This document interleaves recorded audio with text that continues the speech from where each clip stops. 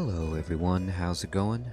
Good evening, Dr. Incompetent here, and let's play some Caves of Qud, shall we? Well, this character may be my fourth character since I've started playing this game, is still alive. I am in Joppa, the town that I began inside.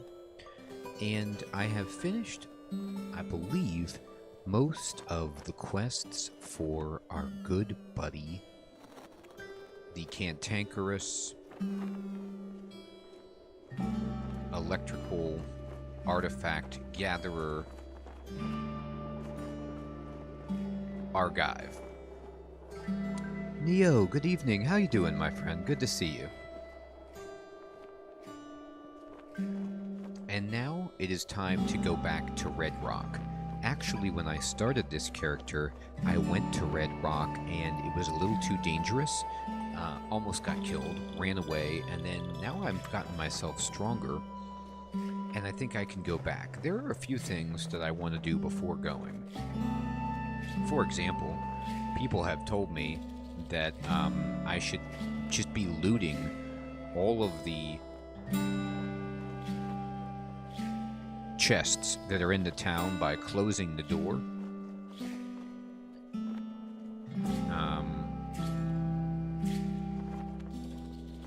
And I'm just going to say yes and take it all. So this will just get us a few extra items, perhaps, just by, you know, pilfering the contents of the villagers here. And I'm just pushing O up. And yes, and okay. Ooh, look at this. They have an Isachari Sun Veil, leather armor, a pocketed vest, a weird artifact, which is actually great. There's a bunch of good stuff here. I think we'll just take everything. And I'm going to go into my inventory and think about some of these items. Weird artifact we can examine, and it's a flamethrower. Holy moly. Okay, so we found ourselves a flamethrower with 26 drams of oil. That seems like it might be helpful. Hey, Leviathan. Good evening, my friend. How you doing? So, I put up a poll on YouTube earlier today. Very, very late notice. I apologize. Hey, Phil. What is up, my friend? Good evening. Thank you, Phil, by the way, for becoming a patron. That was so generous of you. You are just a fine individual. And your comment on the poll, Phil, was right on. I wanted to play all three of the games that I had voted for, either Caves of Qud, Tales of Majile, or Loop Hero. Caves of Qud won the poll, and here we are. Now, what's funny is I booted up the game, and I was just looking at my character, trying to remind myself of what my strengths were, what I had. And my mutations have significantly progressed on this character to the effect that I am just growing mushrooms out of my body that actually radiate light. So I actually have a passive light source because of some luminescent mushrooms that are growing on me. So that's kind of good. Let's check out this flamethrower. It's a flamethrowing apparatus. It's a heavy weapon. My accuracy with it is low. And it does a spray fire. Hey, Rua, good evening. You got that right, Rua. Just playing some Caves of Qud, going back to this old school roguelike RPG. I want to try to actually get further with this character for the first time in this game. Get beyond Red Rock. Maybe make it to another town. Get wild. But that's predicated on me not dying. And I don't know how realistic that is.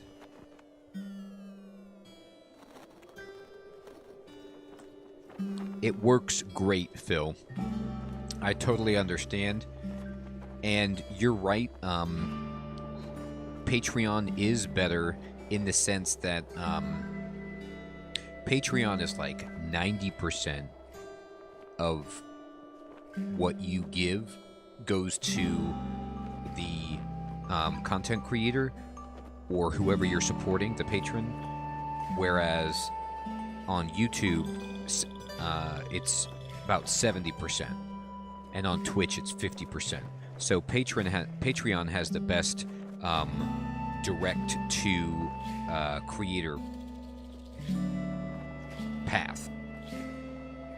Yeah, it's really rough. You know what it is, Rua, is that Twitch, they just know that they have the market dominated, so they don't really have to share.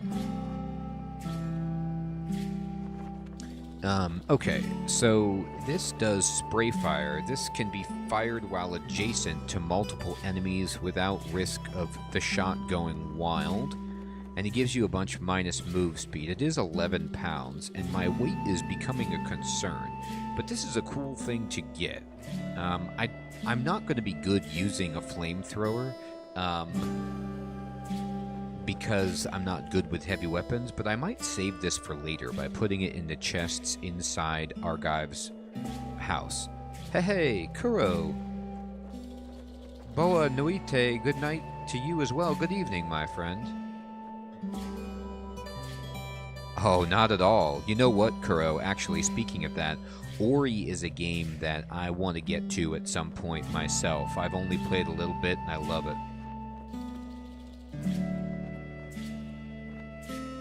Absolutely, Phil. And that's why I'm still on Twitch. Twitch is actually pretty, you know, there's really good things about all of the platforms in some ways. So I like to just be as many places as I can. And, you know,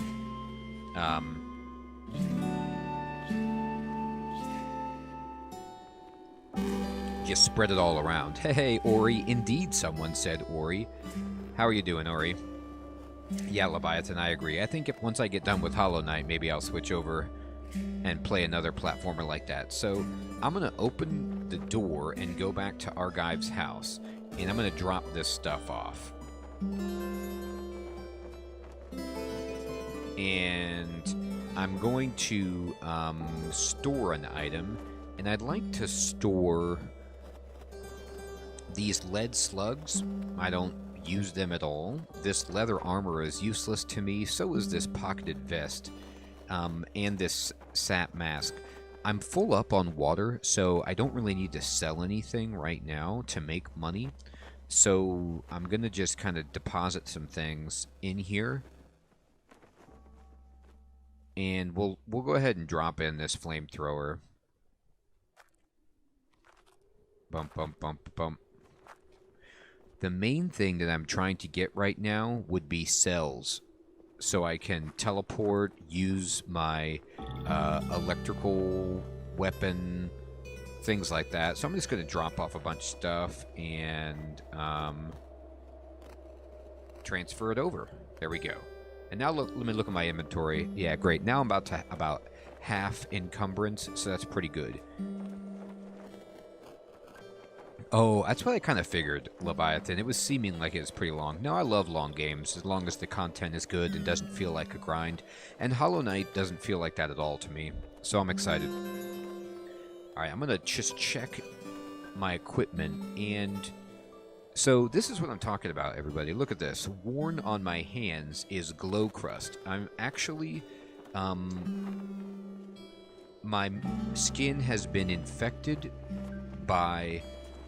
mushrooms. A fungal colony has terraformed my epidermis. I mean, would you ever think that you were saying that your own skin has been terraformed by a fungal colony? But that's what's happening here.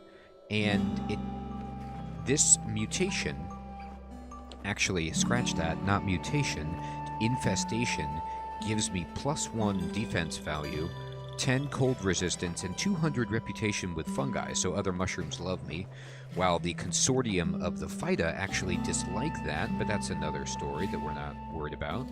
And then there's this icy outcropping. Wow, 50 hours, Leviathan. I was thinking more like 10 to 15. That's amazing for a Metroidvania game to have that much content to it. And now I have this luminous horseshoe, which I can actually eat it. But while I don't eat it, it just casts light in a radius of 2, and then for 5 rounds after imbibing it, I regenerate hit points over time, and it's a tonic. So, you know, I can use this to actually heal myself. A lot of crazy things going on with that. I'm excited. So what we're going to do is take our items and go up to Red Rock. I'm going to drill out on the map and just go up 1 and then go into Red Rock and go down in. And let's go to the nearest stairway down. We've been here before. Hopefully there's no more baboons throwing things at me, and there aren't. We were able to just sneak right over here and not get hit by baboons throwing stones at us, which is just beautiful, if you ask me. I have a bunch of abilities, right, where I can hobble. So I make an attack with the dagger in my primary hand, looking for a weak spot, and we can take down their movement speed. I also can tighten my carapace to increase my defense, but it happens at the expense of, I think I can't move. I can make camp, which is something I really didn't understand before, and as a new player that's foolish of me, because this is where you actually cook meals that fill your character up better and help you heal and preserve your food, so that's fantastic. And then I can release sleep gas, which is just one of my really cool abilities that I do. I have horns on my head that I've mutated to grow, and mutation is basically what this character is all about. So if you look, for example, at my character, I have a carapace mutation of 4, which means I'm a Teenage Mutant Ninja Turtle. I have a big shell on my back that serves as my armor, and I have horns jutting out of my head that do a bunch of damage, and they operate under the small weapons, or short blade class, of weapons. So that's the skill that I'm developing. For my skills, I have 92 skill points remaining, but I'm saving those to perhaps get something else, like maybe pointed circle, or some stuff in tinkering, perhaps. I'm not sure. Hey, Derekai. Good evening, my friend. How you doing? I agree, Leviathan. It's a super good value. Let's see. I want to hit this guy. And I always forget. There we go. Capital A appears to attack. And I think that... No.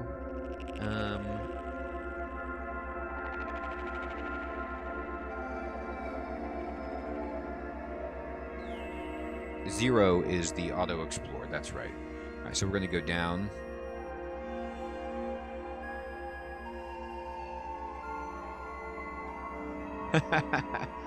Derekai, that's an awesome point. So Derekai is saying that if I had spikes on my back with my turtle shell and a flame breath, I'd be King Koopa. I'd be like Bowser caliber, and that would be amazing. I would love that. I'm sorry to hear that you're nursing a cold, though. Seems to be going around.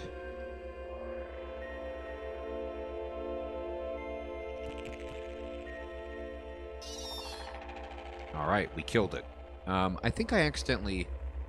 There we go, turned off my combat log. I don't want to do that. I love the combat log. It's like my favorite thing. Alright, we got 50 experience. We're about 2,000 experience away from leveling up, so we're quite a ways away. We're going to go down, and in Red Rock, we need to find the critters. So there's like a boss that we have to kill, and we'll be trying to do that.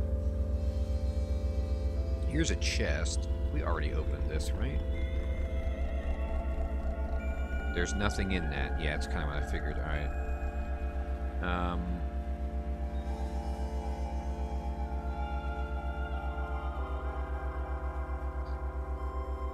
And there's nothing else to explore. Okay. Well, let's go down to another stairway then. Looks like we actually made really good progress here. Alright. And we are 3 strata deep. And... oh, look at this. We see somebody. You can push L to look around, and it's a Snapjaw Scavenger. You can also hold Alt, which is something I'm trying to get good at. Red guys indicate hostile creatures, and we're just going to walk up to this guy. I believe... oh, I always forget what you hit to wait. Numpad 5. Okay. There we go. Alright, and then we'll just bap this guy. So, let's see what happened. We hit him with our horns for 13 damage, and we got 5 experience. Yeah, these guys are pretty weak, but we will take this hat, and we will take this sword. Alright, cool. And we'll just kind of explore. You rifle through the trash and find a fractured microchip. Cool. I know, it's pretty much like that, Ori. When you explore the caves, you might as well be in the caves from Minecraft, huh? It's good cave music. Oh, we're getting a lot of good trash, actually. I found a microchip. This is not that great for me, actually. Can I wear this, though? Like, what is it? Where do you wear it? A veil. And so you put it on your face, but on my face I have wax flab, so can I... oh, can I collect the liquid? What does this do? You have nowhere available to collect that. Interesting. My face, remember, I got infected with this wax flab, and so I just have wax covering my face, and it's pouring off of my face. I don't know how to collect it. I don't know why I can drink it. God, that doesn't sound good. It is giving me a minus to my quickness, but and it's bad against heat, but it does give you 2 defense value and 10 electrical resistance, so we're just running with it. I've got a lot of mutations. I've got a waxy face, mushrooms growing on my body, mushrooms covering my hands, a shell on my back, and horns coming out of my head. I'm a beautiful specimen. Alright, that guy's dead. Yeah, I can't shoot right now. Alright, I'm gonna wait, and we killed the giant centipede. I love giant centipedes, by the way, because they give you a ton of experience. Black robes, a short bow, fried processing core, and an empty canteen. Actually, an empty canteen is great. I'll just take everything. And then, can I now drain my face? Yeah, I can put it in my canteen. So, what I want to do is actually look at my canteen here that is filled with wax from my face, and look. I mean, I don't know what this will do if I try to drink this. It kind of is, Ori. You got that right, and I haven't played the original Fallout in quite some time. But Fallout 1 and 2, like the old school, love those, beat them both.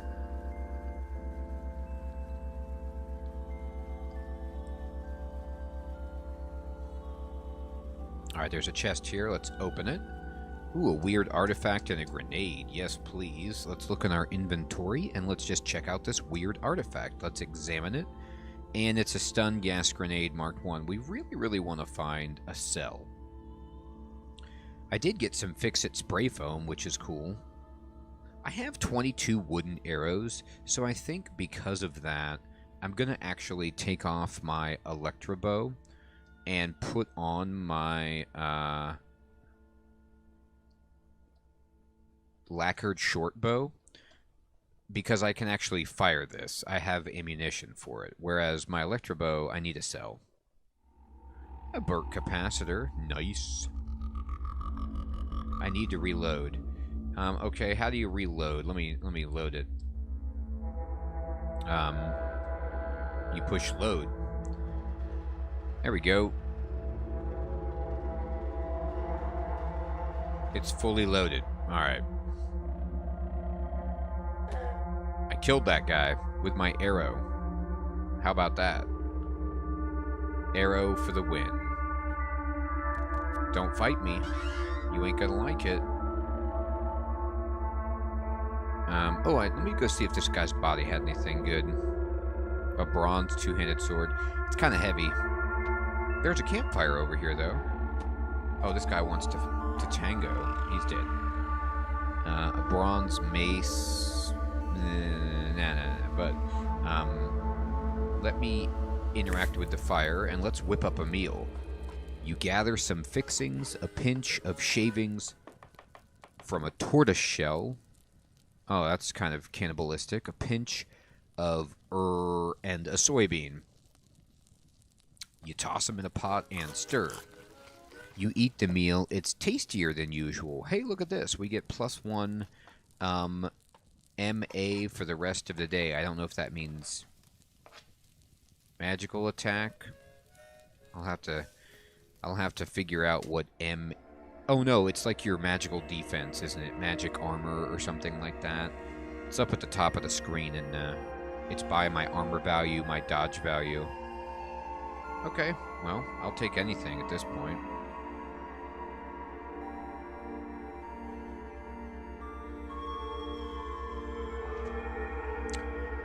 Okay, this is a Slug Snout. These things are actually really, really difficult, as far as I understand. So I'm going to run up to it, and it tried to hit me, but it didn't penetrate my armor. And I'm going to hit it. You flinch as a slug whizzes past from the west. And let's look at this guy. He's injured, and he's average difficulty level, so we should be able to... Yeah, we killed him. Hey, ciao, good evening, how you doing? Or good morning for you. 225 experience is really, really good, and this enemy is quite difficult. Oh no, I don't want the boar corpse, though. Get rid of that.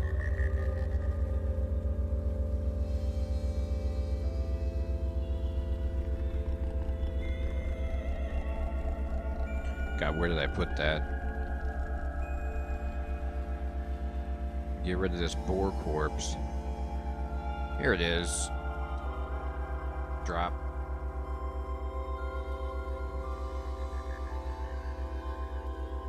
My armor now, is strong enough to absorb a lot of what they do. Oh, okay. Almost lunchtime. Bronze battle axe. Ooh, painted iron short sword. We'll get that. Maybe that'll sell for a little extra. We'll get that too. Oh.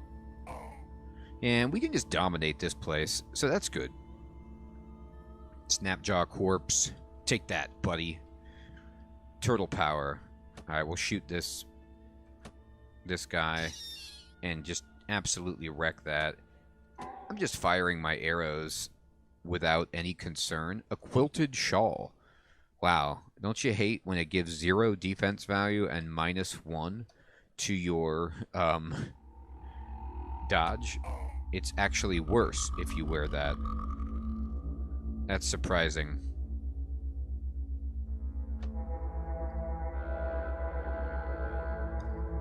It's a Snapjaw scavenger, but there's a way down. We're getting really, really close to... Hey, stop staying at max range, buddy. How dare you? Bump, bump, bump, bump. He's got a wooden arrow. He's got some swords, but nothing that great. We'll pass up.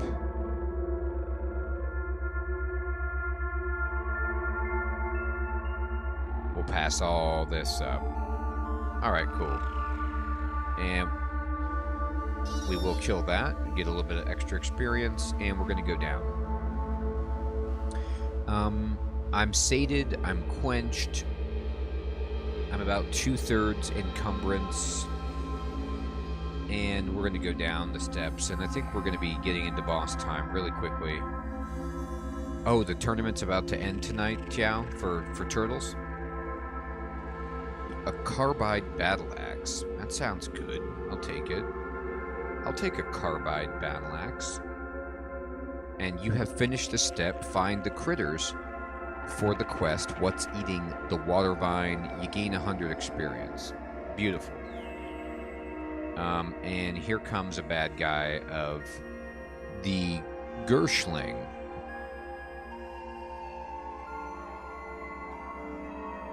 So this thing, the Gershling, is got black ooze dripping from its fangs to its pallid leg things. Charming. It shudders in primordial ecstasy and lets out a shrill whine that pierces your skull. Oh, Leviathan, my fault, my friend. I think you asked a long time ago what game this is. This is called Caves of Qud. It's a roguelike RPG kind of post-apocalyptic setting, old school graphics indie game, but very, very deep with a lot of story that I find to be really fun.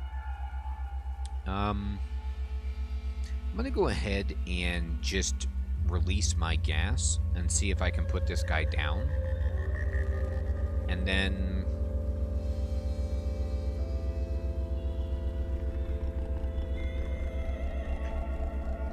we dazed him, but he woke up, and I think we killed him. Yeah, we did. We got him. Okay, cool. Alright, and what is this? Sap.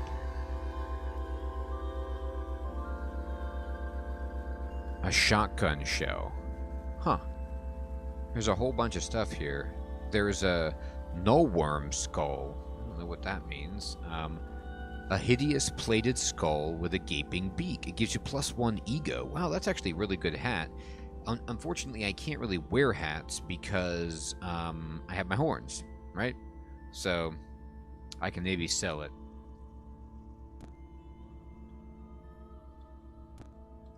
We're just walking around killing everything we can. It's salty water.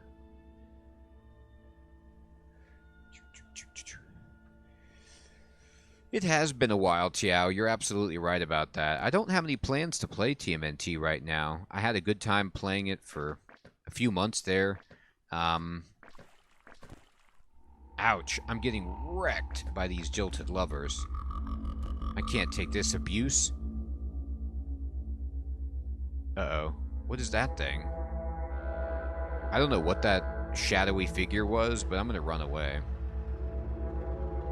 I need to go upstairs, and we're just going to kind of wait. I think there's a, like, wait until healed, rest until healed. Okay, so it's 0.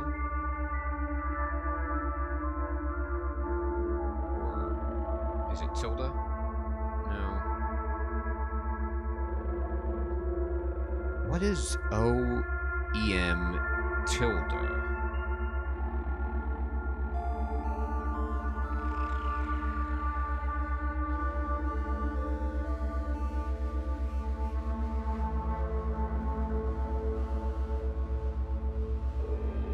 Huh, I pushed the...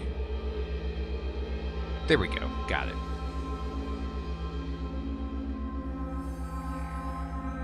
You should just buy the bunnies.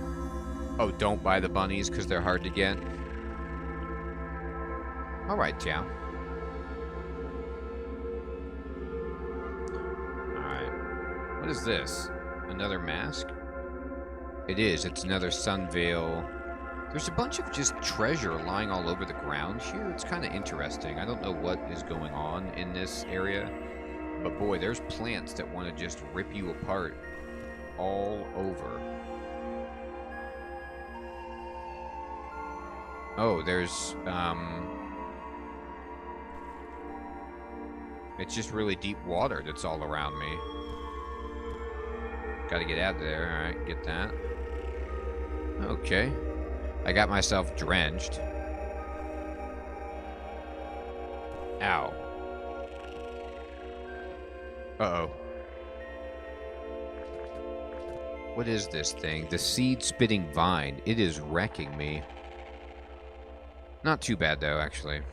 Maybe I overstated that. Okay. Here's the guy that I'm worried about. It is a glow-white cultist of Agolagut.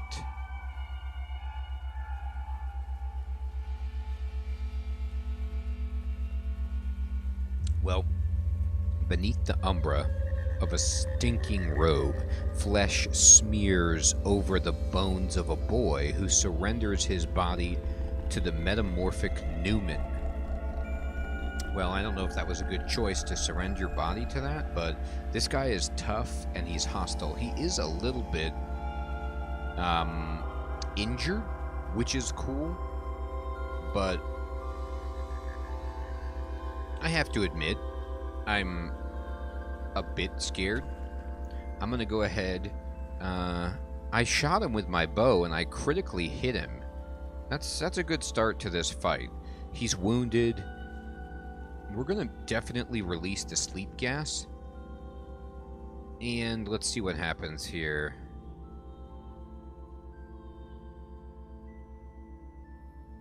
He critically hit me for 1 damage with his claws. But then I'm also getting shot from the seed spitter, which is not what I wanted to have happen. But this guy is prone. Oh, we killed him. We just wrecked him because he was prone. So he became prone. I think he fell asleep. And then we just headbutted him with our horns. And it says you hit the glow-white cultist of Agolagut. He began bleeding and he died. And we got 300 experience.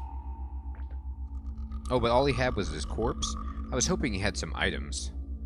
Well, that's not what I'm going for there. We need to drop this bloody human corpse. That was a mistake. And let's kill this thing that's trying to spit at us. I'm going to wrap around the corner and rest until healed and continue exploring this level.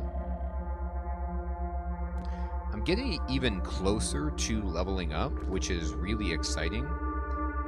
Because I know when I get back to town, I'll get some quest rewards and maybe some experience, etc.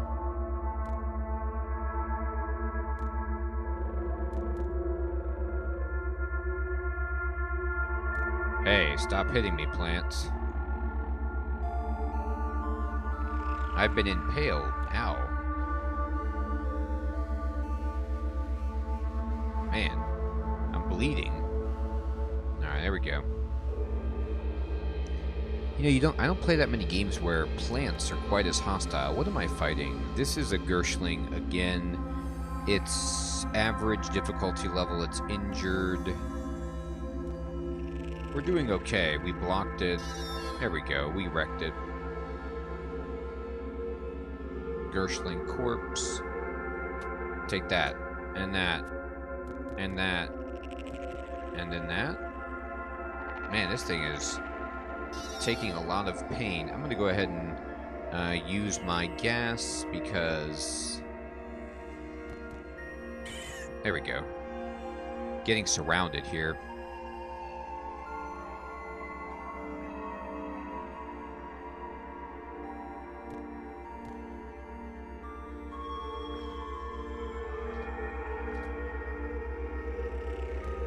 Seed-spitting vine.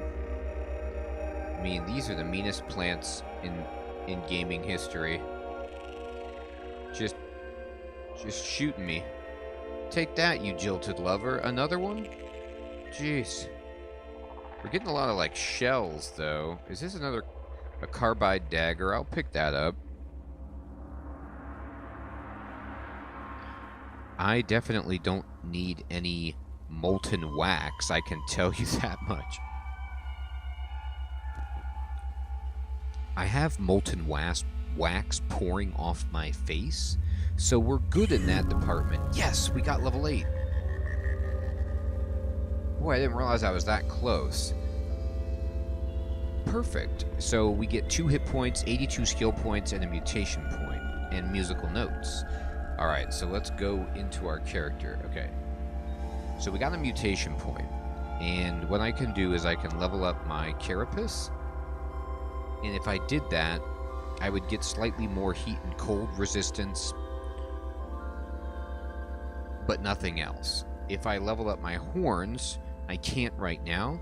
And if I level up my sleep gas,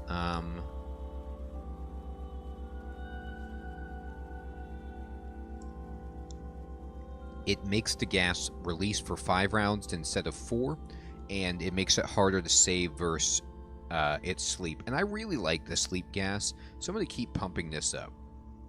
The carapace doesn't give me anything at the moment, so I'm not too concerned. And then let's go over to our skills. I now have 174 skill points, and so now we have a decision to make what I want to get. I'm leaning toward gadget disassembling. So it says you can disassemble scrap and artifacts for bits. You get the most significant bit from the item schematic, plus a 50% chance to receive each remaining bit. And so this lets me take things apart, maybe, which I believe would be helpful for getting some of the cells that I'm looking for. I don't know. I could also do wayfaring, so I'm better at camping stuff, and just like wilderness survival, it doubles the chance of regaining your bearings when you're lost, and it reduces the chance of getting lost by 15%, and you travel on the overland map twice as quickly. Pretty nice, right? And then you get some lore about the area around you, which gives you like more chance to find interesting encounters. If I wanted to just do weapon, which I'm doing a lot right now, I could go for acrobatics and do jump, which says you can jump into an unoccupied square within range 2, which is, kind of interesting. But I can't do like any of these other things because my agility is just simply not high enough. I'm not quite agile enough for a lot of these short blade skills, which, you normally expect to be like for a rogue class, an acrobat, stabber type character. That's not me. I'm a big turtle.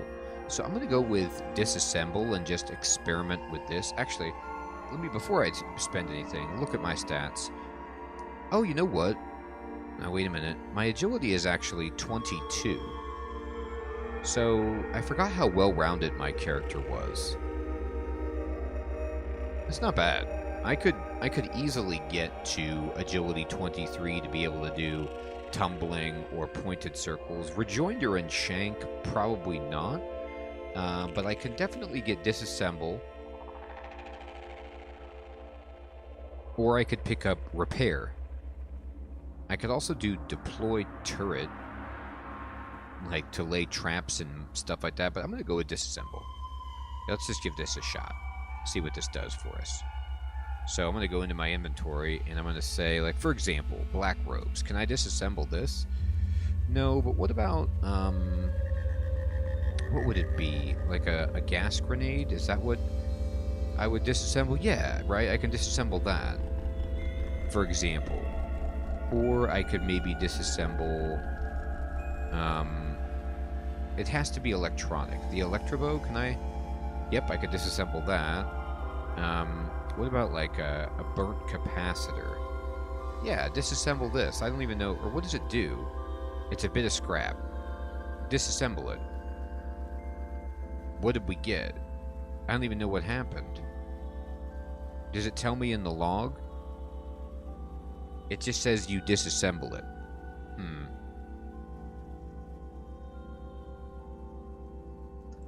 It says you get bits in return, but I don't know what that means. Let me try to disassemble a fractured microchip. You disassemble it.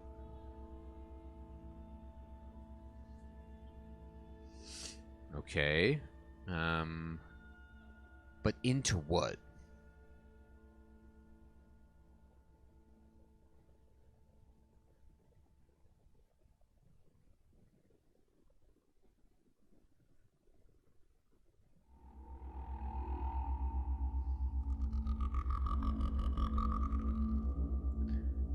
That's the real curious thing. It's like, what am I breaking this down into?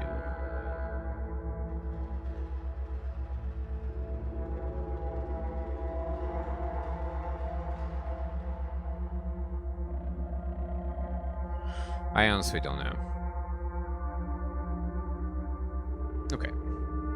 Let's just keep exploring. And there's some baddies over here. We'll take you down. Whatever. We're not afraid. I'm just going to clear out everything in here.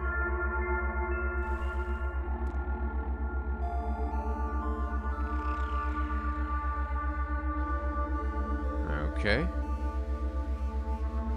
And another bad guy. Fine.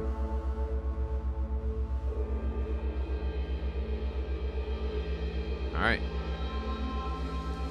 That might be it. Okay, well then we're done, so let's go back to town. Now we can turn in this quest and see what else they want us to do. I am hungry though, so let me go back to this campfire and whip up a meal. Whip it up. You gather whatever you can find for your meal, a tasteful scribe's right hand.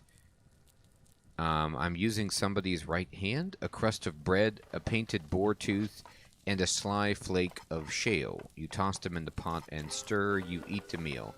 I didn't get a bonus effect. That was not good. I mean, you'd think a scribe's right hand would grill up really nice. Apparently not. We're going up. Okay, and let's just go up again. We're going to go back to Joppa and tell them all about what we found in Red Rock, which was aggressive plants, some crazy cultists, spiders, and snapjaws, gershlings. You know, the usual.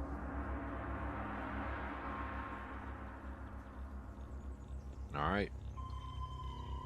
Let's talk to this dude. Is it this guy who gave me the quest?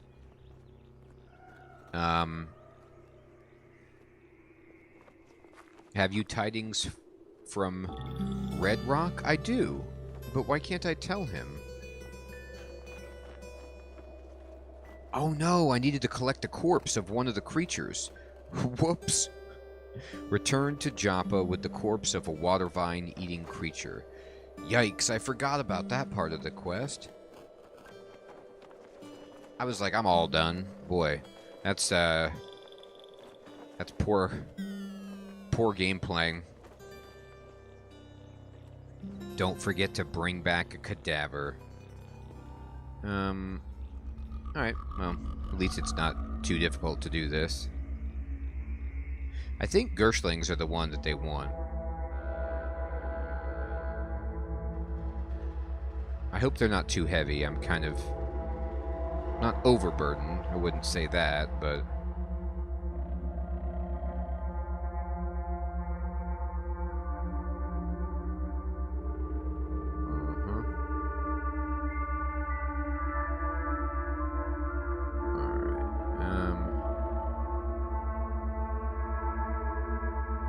yeah, get the corpse. Yep, that's what I needed. I needed the Gershling corpse.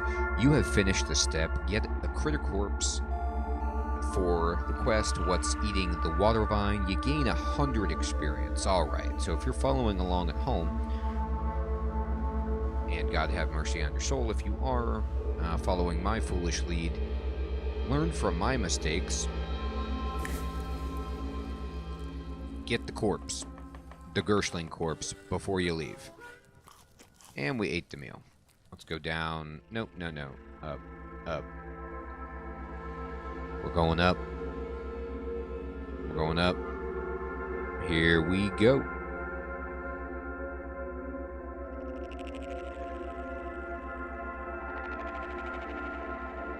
Gonna go just roll along, walking through blood, salt, wax, the usual.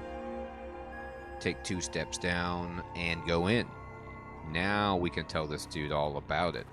I found he wants tidings from Red Rock, says Mehmet. Yes, I found bits of gnawed water vine and slew a white spiderling. I carry its corpse with me. What a hideous thing! I dread the horrors its presence portends. Bring the corpse to Elder Erudad's hut for the Elder to examine. As you say. Elder, I got a corpse. You're gonna love it. Live and drink, Wayfarer. Welcome to the Oasis of Joppa. I returned from Red Rock with the corpse of a pale spiderling, Elder. Would you examine it? Moon and sun, can it be? My grandfather, and his grandfather, This is a Gershling. What does that mean? An infernal creature of plague, but not for a millennium Why now? You see, Wayfarer, 1,000 years ago, in the last days of the Sultanate, a series of 7 plagues called the Gyre spread through and out of Qud. They were a long, stewing punishment for some trespass committed in the soft sludge of Primordium before even the Sultans reigned. So I have to admit, being honest, I don't know what trespass in the soft sludge of Primordium means. Generally in post-apocalyptic games, the feel is it's a kind of Tower of Babel, too much technology that spits in the face of the gods, and humans like Hephaestus are punished for their arrogance. But I don't know. Not Hephaestus. Let me take that back. Let me say Sisyphus.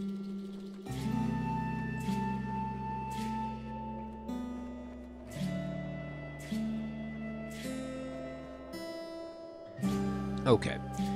So, and that's what brought about the end of civilization. But let's find out. A scourge of Gershlings was one of these plagues.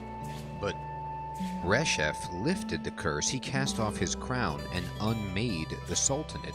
It makes no sense that the Gershlings would return to eat our crops unless... What a dark tiding this is. So, maybe... I'm guessing, because I haven't played the game enough, I don't know the story. But my guess would be if Reshef cast off his crown and unmade the Sultanate, that the Sultanate was the political organization that brought about the plagues, and he smashed it. And that was enough recompense to kind of satiate whatever force was motivating or animating the plagues, but I don't know. But now it looks like maybe somebody's trying to regain the power or the technology of the Sultanate. There was a rabid, black-robed figure with the Gershling. There was a cultist. That was a glow-white, no doubt. Those maniacal fools worship the Gersh Nephilim as gods.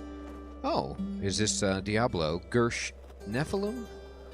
The 7th plague, demons born on the moon stair, quickened to life for the purpose of eating our young. That's probably the worst purpose that you could program into something, even a demon. Reshef cast them back before, but if they've returned, Dr. Incompetent, your discovery is invaluable to us. We are but poor farmers, and sharpen our vine reapers is all we can do, but there may be others outside of Joppa who can do more. Take these prickly boons as thanks. I have to say I don't know what a prickly boon is.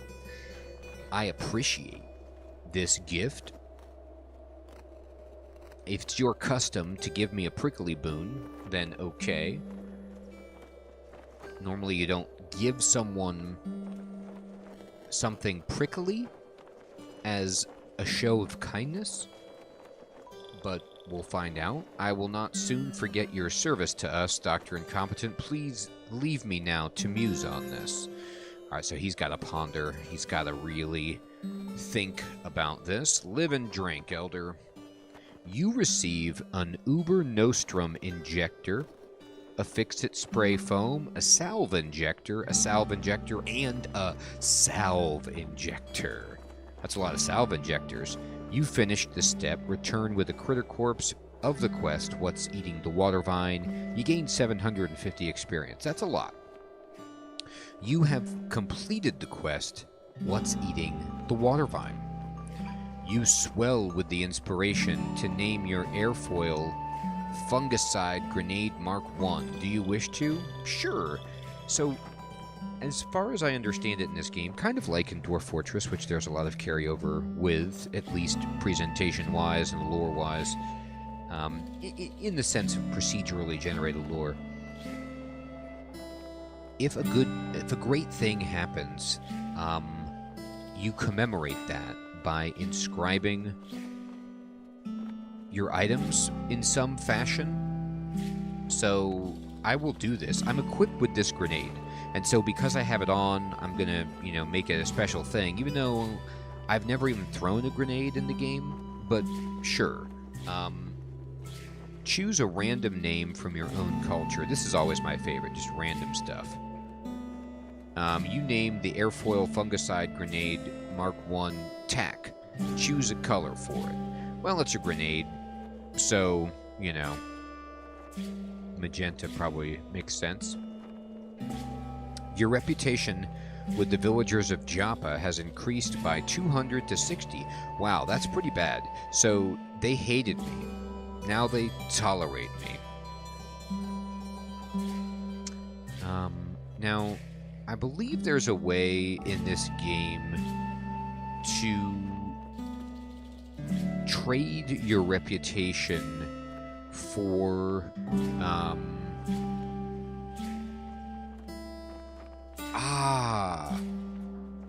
you trade your reputation for recipes, I think, something like that. But look at this. This is it. Tinkering. You see this bit locker? It says scrap power system, scrap electronics. This must be what happens. I turn things into bits that I can then build with tinkering if I have the schematics. I have no schematics, I want you to know, but it would be cool. The only quest now that I have is to travel to Grit Gate. So let's look at that. Travel to the ruined subterranean gate northeast of Joppa. So we'll head that way. We're going to head for Barathrum. Why not, right?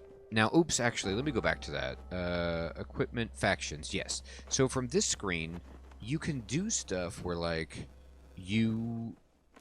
maybe not. Maybe you can't just exchange it. Oh, yeah, here we go. Like antelopes, for example.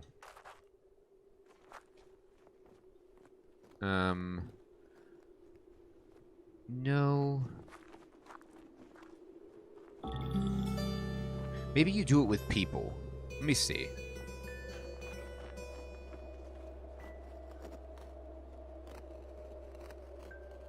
Let's trade.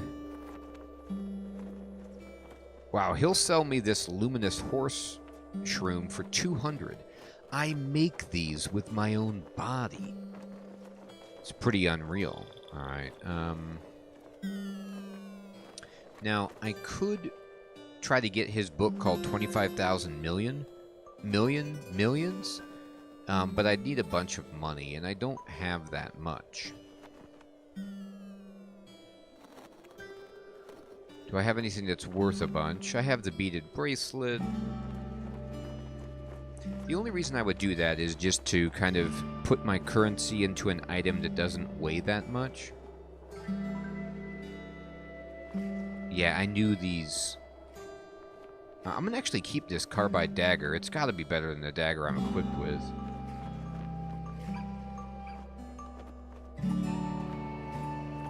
Let me sell a bunch of stuff. It looks like it's 18.9 drams that I'm offering at the moment. I'm just going to sell effectively everything that I have.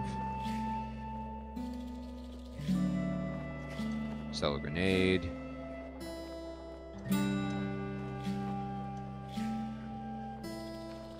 So my regular short bow.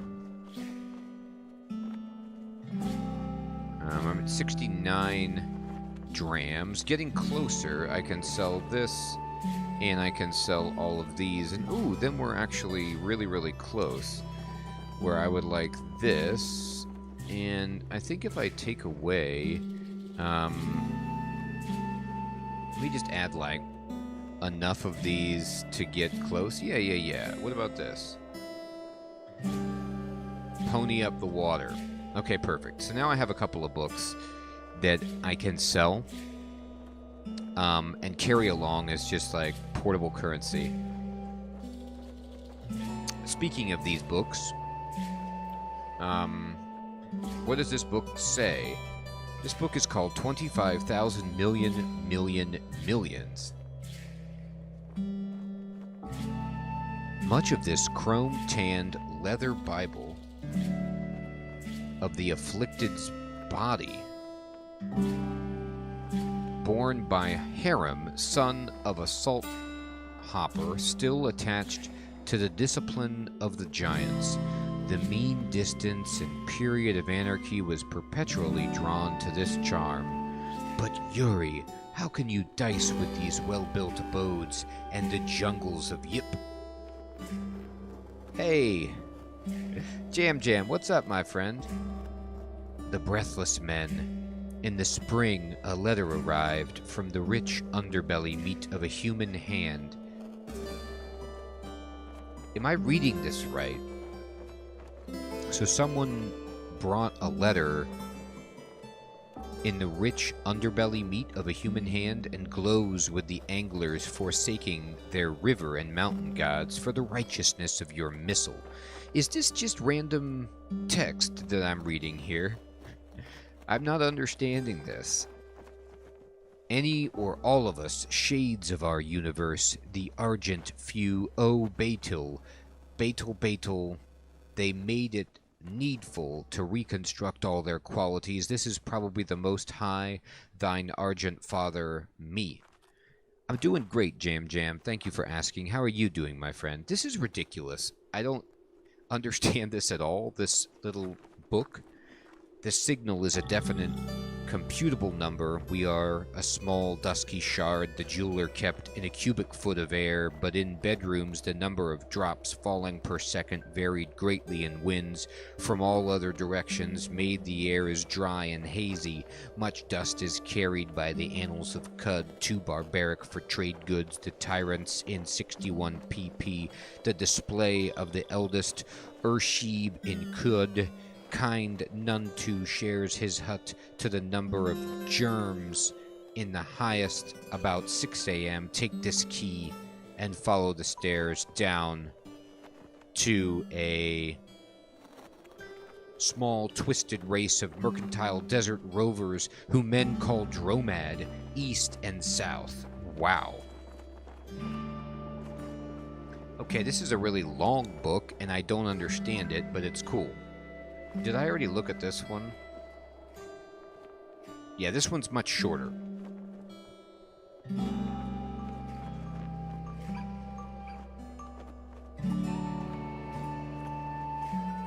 Phil, I am so grateful that you told me that. The literature felt procedurally generated, at least that book that I was reading. It felt like somebody in a trance who was doing automatic writing was creating that, and I felt like I was reading Gertrude Stein for a moment. I'm glad that that doesn't mean anything, but I do believe you that there's like set texts that actually describe the game. It does build a mystery, Phil, that's for sure. In the soft underbelly of a human hand. Alright. So let me then, let me see, how do I...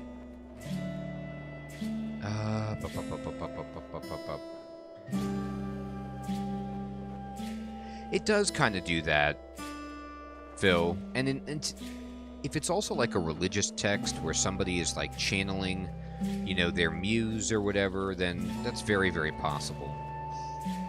Let me see if I can find the map.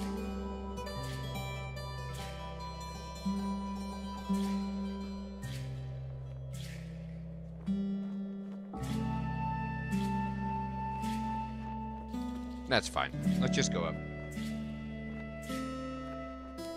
Alright, so they're saying go northeast to the gate, and as near as I can tell, this looks like the gate right here. It's a very good question, Jam. I've thought about doing an old school RuneScape series. I really have. I might, as soon as my work slows down a little bit, I might try to pepper that in and just boot it up and at least play like the very beginning to see how it differs from, you know, RuneScape 3.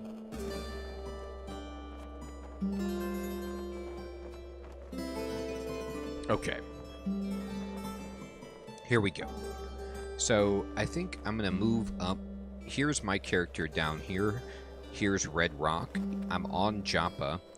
And we're going to go up this way to get to the gate. I'm going to get lost along the way. These are desert canyons.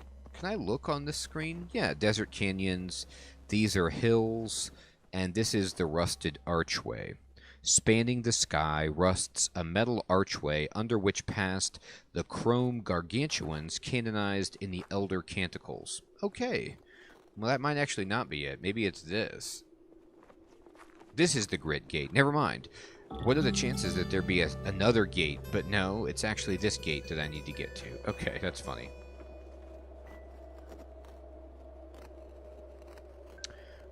I made it pretty far before I got lost.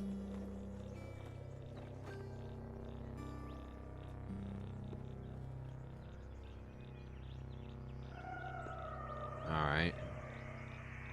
Yeah, I'll just walk across this disaster. See if we can't get ourselves unlost. What is this dude?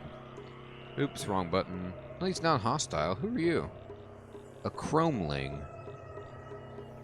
Thatched together out of scrap metal, they teeter. What was the artist and maker thinking while banging metal into a likeness? They occupy a point between poles on several axes, halfway between chimp and human, halfway between child and adult. They are small, and there are shadows under their chrome cheek. Yes. There is a definite, like, poetry to the language in this game. It is terrifying, Phil. I mean, it's like... The language in this game can be very, very prosaic and then also terrifying. Like, there's very unusual and uncanny combinations of words that are presented for the descriptions. At least those things aren't hostile. Oh, what is this? Oh, it's one of these slughorn, or slug guys, right? It's Slug Snout, not Slughorn. That's the professor from Harry Potter. Alright, let's fight this thing. Crushed it. Alright, we didn't even take damage. That was pretty good. Alt is my friend. I have to get better at using Alt. So the green icons are friendlies or neutral, and the white is just a blood splat, as far as I can tell, and red would be hostile. Okay. I hope we got our bearings back. Terrific. So now we can zoom out, and we passed through some flower fields, and we're here at the Grit Gate. We're going in. You have finished the step, travel to Grit Gate of the quest, a canticle for Barathrum. You gain 500 experience points. Beautiful. We're in. Okay. What is this a town full of... Oh, those look like gun turrets. Hey, Leonard. What is up, my friend? How you doing? Something chirps to the northwest. I hope these aren't like a simple portal. Okay, open the door. Oh my god, what is this? This says a sparkling beetle. Well, remember that from the book I was reading, 25 millions or whatever. They were talking about these beetles. You gaze upon your own reflection in the lustrous chrome face of this conical orb, which emits a crackling drone and showers azure sparks upon the floor. That's not good. And then these are turrets. A weapon mounted on an automated tripod. Okay, so I don't want to go in here. I'm going to just close this door and walk away and pretend I never opened that. Because I don't want to... What just shot me? The spark tick. Oh, it's right by me. Okay, so... I could kill a spark tick. It is,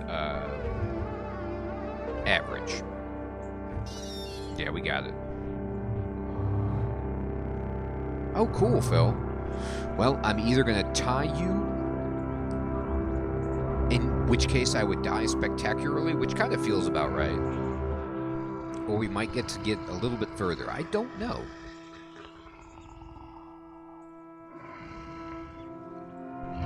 Hello, my friend. It's Vark Technology. Yeah, this is my first time I've ever been in this area before in the game. I've never actually played a character that made it this far, and now I'm scared because of those turrets. So I'm going to kind of look around and hope that I can get into this building without fighting. Looks like there's a spark tick coming around the corner. I'll wait for it and just hit it with my horns. We did.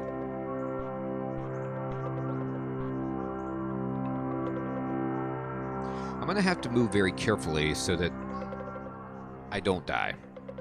Okay, here's a door that looks like it's locked.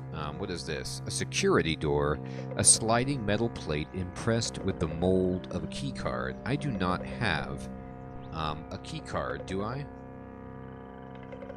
I can't unlock it. Well, that might be for the best, to be honest. Let's just look around the outskirts and see if there's another way in here that doesn't involve a death turret. Oh. The segmented mirthworm is trying to attack me. It is easy. What is this thing? A way droid, but it's neutral. A man-sized cylinder hovers just above the floor. They emit a low, menacing hum as they glide slowly, searching for intruders with their many protruding sensor arrays. A long, articulated arm ending in a sparking rod dangles from their side. Wow, another very scary creature. So it's like a security droid that's floating around, searching for intruders with a shock rod. That's not good. I won't hit it. I'll tell you that much. Oh, there's a treasure chest out here, though. Alright, we critically kill these segmented mirthworms. And let's just check out this chest. Arrows and a canteen. That is called Take Everything. Oh, I don't want to gather it because of the bad guy. That's fine. Shoot him with your bow. And kill that guy. And then it looks like there's a little bit of fighting over there. We'll let that happen. I don't know who was fighting who. I think somebody was trying to fight the droid. Maybe a segmented mirthworm was trying to... Yeah, looks like it's trying to start something with the droid. Honestly, we could just stand here and get some experience from these segmented mirthworms. They don't really do anything to us. Alright. So, I believe, and I could be wrong, again, I'm a very new player at this game, but if you look at my character, I have the heightened hearing mutation, and I believe the reason I can see some of the enemies within areas that are beyond the fog of war, beyond my line of sight, is because I can hear them. So I'm getting a glimpse at some of the stuff that's inside here. Like, for example, this, there's a droid right there. What is this thing? It's a giant amoeba, and it's hostile. Well, come on, man. You don't want to do this. You don't want to mess with a turtle. You understand I have horns on my head? Do you even understand that? Take that. All of you. Take that. Oh, we killed a bunch of things right there. I am going to wait until I'm healed up. Oop, I can't. There's a bad guy coming. Shoot him. Blast him. Alright. I am hungry, so I might need to make a little campfire here. Boy, it is really hard to find a moment to rest, but that's okay. Alright, here's another... Looks like a security door that needs a yellow key. Okay. But it's not doing much security work because, well, as you can see, I could just walk right around it. Alright. Hey, we leveled up to 9. How about that? That feels fantastic. You gained a level. You're now level 9. You get 4 hit points, 82 skill points, a mutation point, and an attribute. Okay. So, we're going to go into our character. Can I bump up horns yet? No.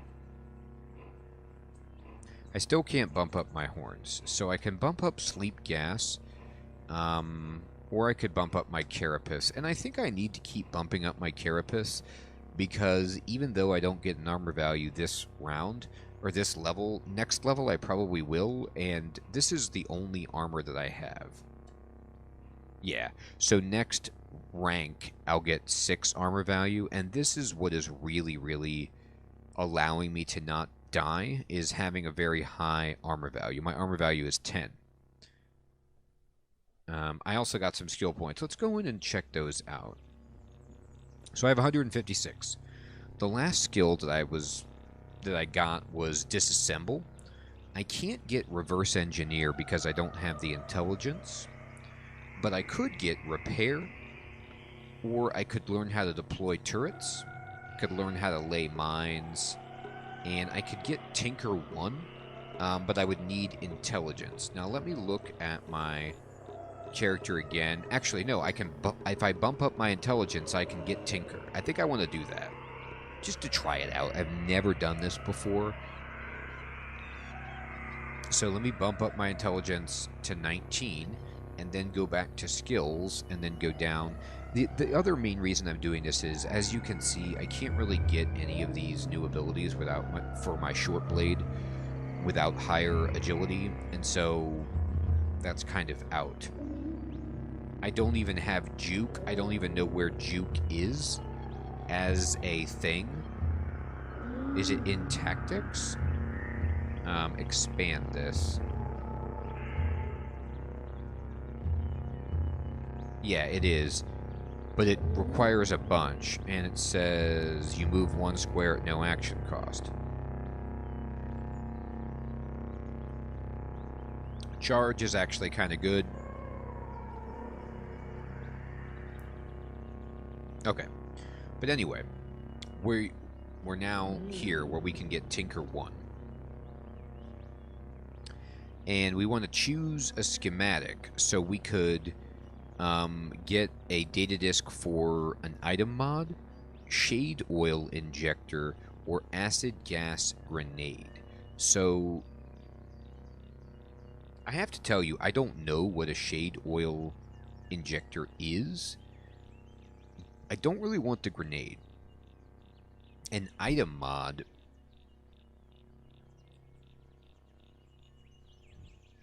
maybe that's good.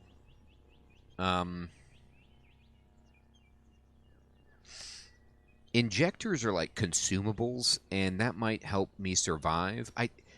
I'm a little bit less inclined to take the item mod because my horns and my carapace and my molten wax face all kind of block item slots in terms of my equipment.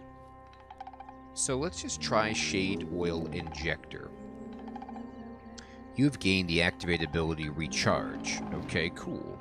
Don't know what that means, but I would have to get 23 intelligence to bump things up further. And now I can, I can get repair and all these other things down the road.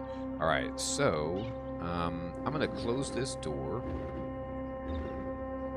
restaurant that's right here. I guess I can't.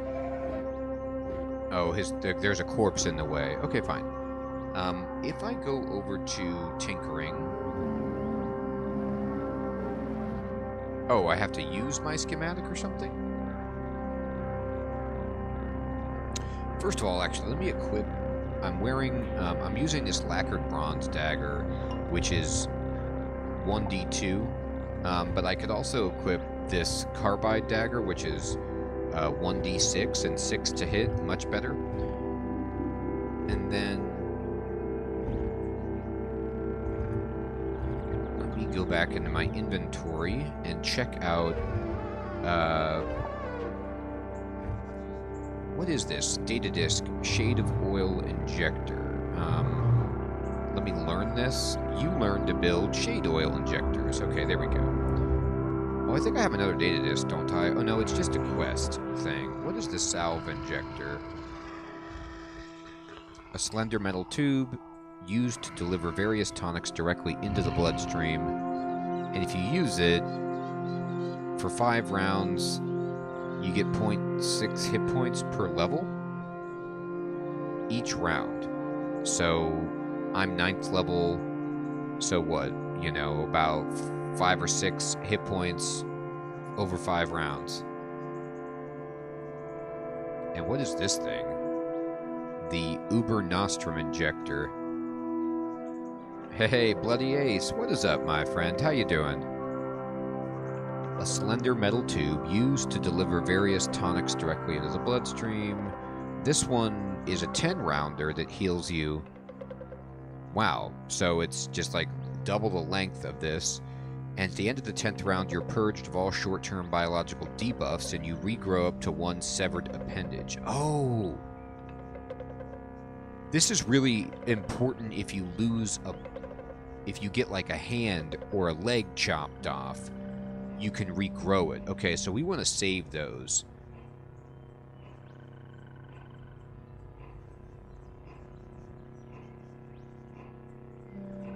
Eating dinner and watching me, Bloody Ace? That sounds awesome, my friend. I hope your dinner is delicious. You know what I got for myself, everybody? This weekend at the grocery store, they had a sale on some kitchen appliances, and I bought a waffle maker, just a cheapo waffle maker. I love waffles, huge into waffles, and so I was making some pretty big, thick, squishy waffles this weekend and eating them and just really enjoying it. All right. So I want to break these apart into bits, disassemble all, and disassemble all, and we got 22 tinkering bits. All right, and then I go back in here, and I'm going to go over to tinkering, and I can make a shade oil injector. All right, so what does this do? It lasts for 41 to 50 rounds, and... Oh, you like waffles too, Bloody Ace? Yeah, I love the squishy, spongy texture of them, you know, with maple syrup. Just a real treat. And this, the non-stick on this waffle maker is great. I had a previous waffle maker, and the non-stick surface was not good. You had to spray it with oil to make sure that the waffles didn't stick, and this one works out great. Okay. So...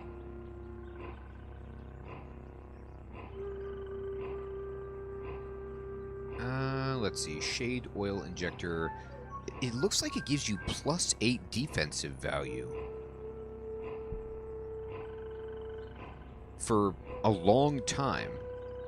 But there's a 25% chance per round that you phase out of the spatial dimension for 1 to 3 rounds. I mean, is that good? It seems good. How do I make this? Yeah, make it. You don't have the ingredients of a voider gland. Oh, no.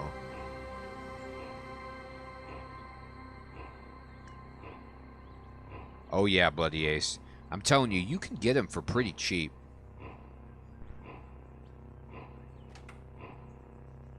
Alright, well, I need a Voider corpse. I don't even know what that means, but I'm happy to at least be in a world where I can consider making something like that.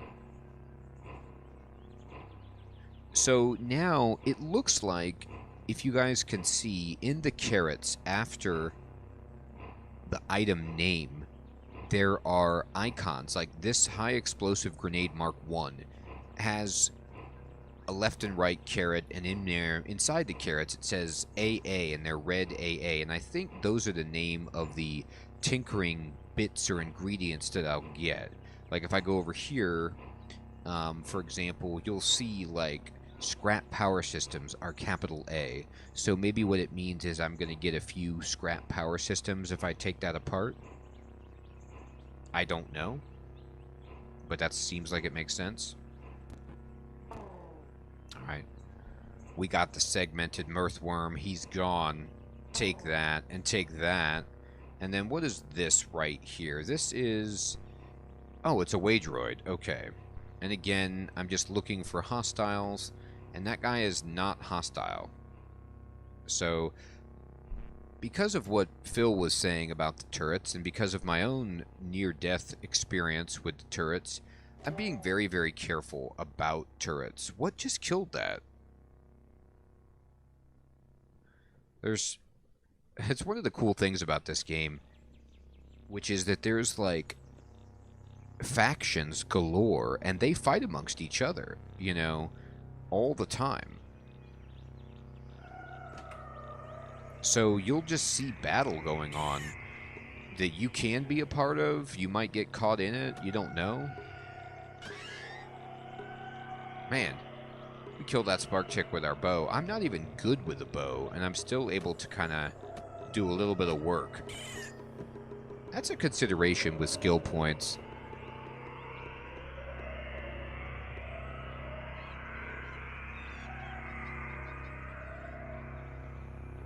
Go back, Bloody Ace? Are you you're saying run away from the turrets? I know. I think with skill points in the future, I might look at bows and see if I want to develop it. Just get some basic skills, because honestly, it does pretty nice work softening up enemies. Granted, I'm very early in the game, so maybe it gets outclassed and it stops being worth it. It's a roguelike, Bloody Ace. It's permadeath, my friend. Absolutely. Alright, we got the giant centipede. Okay. Oh. This guy's trying to fight us. Might want to... oop, I didn't even see that dude. Oh boy. Anybody else? I might want to make a campfire.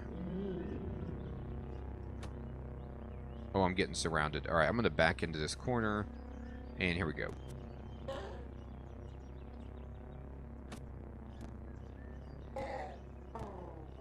Luckily, these guys aren't really hard.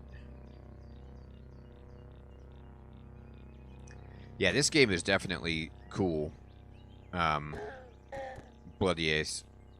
Uh-oh, I'm out of arrows. I've run out of arrows. What is this thing? It's hostile.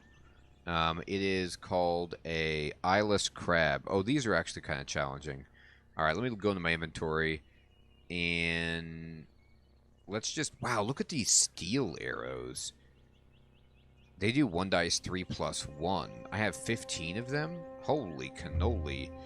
Load these in. Can I equip these?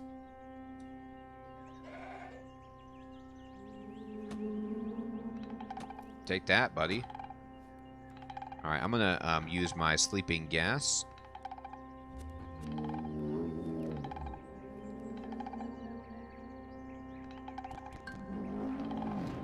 And the Eyeless Crab is bloody, injured, dazed.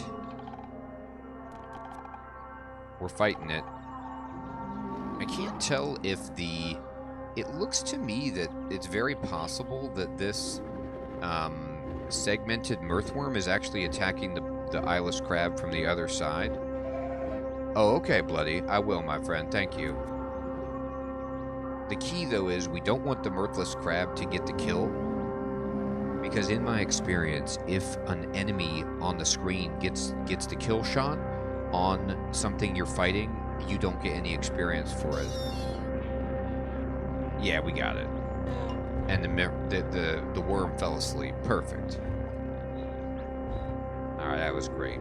Alright, we'll just wait.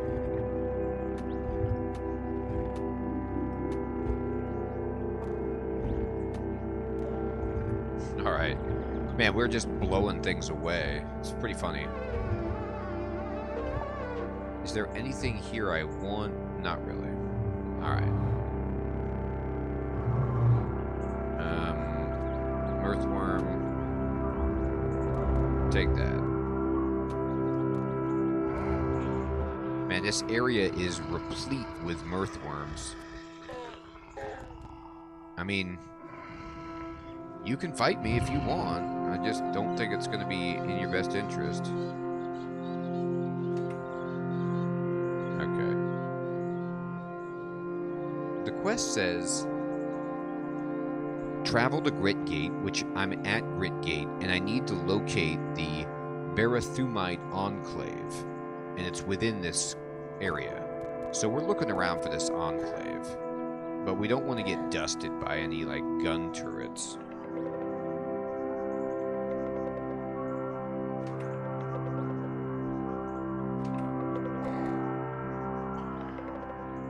And there's guys all over who are trying to kill us. Okay, not that way.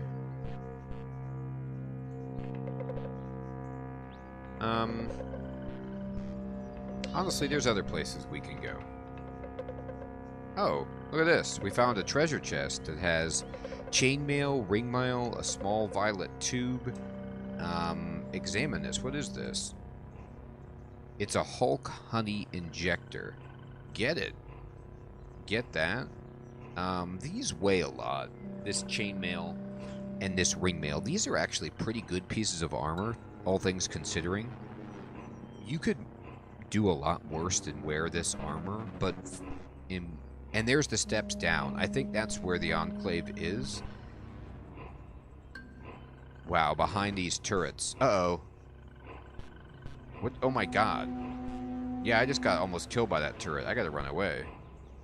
Alright, I thought I could... For some reason, I thought the turret was facing the other direction because of the way that the graphics indicated that. So I kind of was feeling like,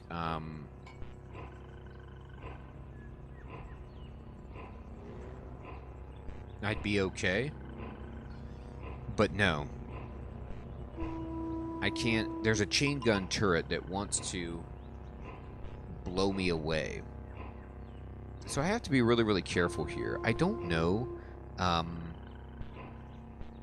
what my strategy should be. I'm going to just continue exploring the rest of this region.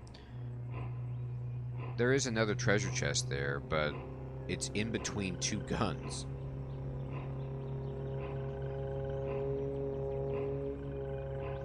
I'm going to check... I'm just going to look over here.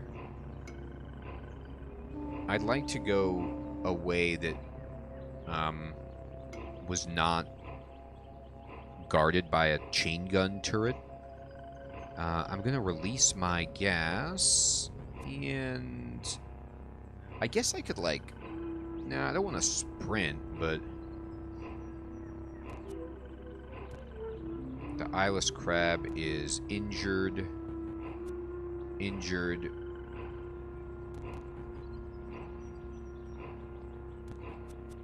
Injured.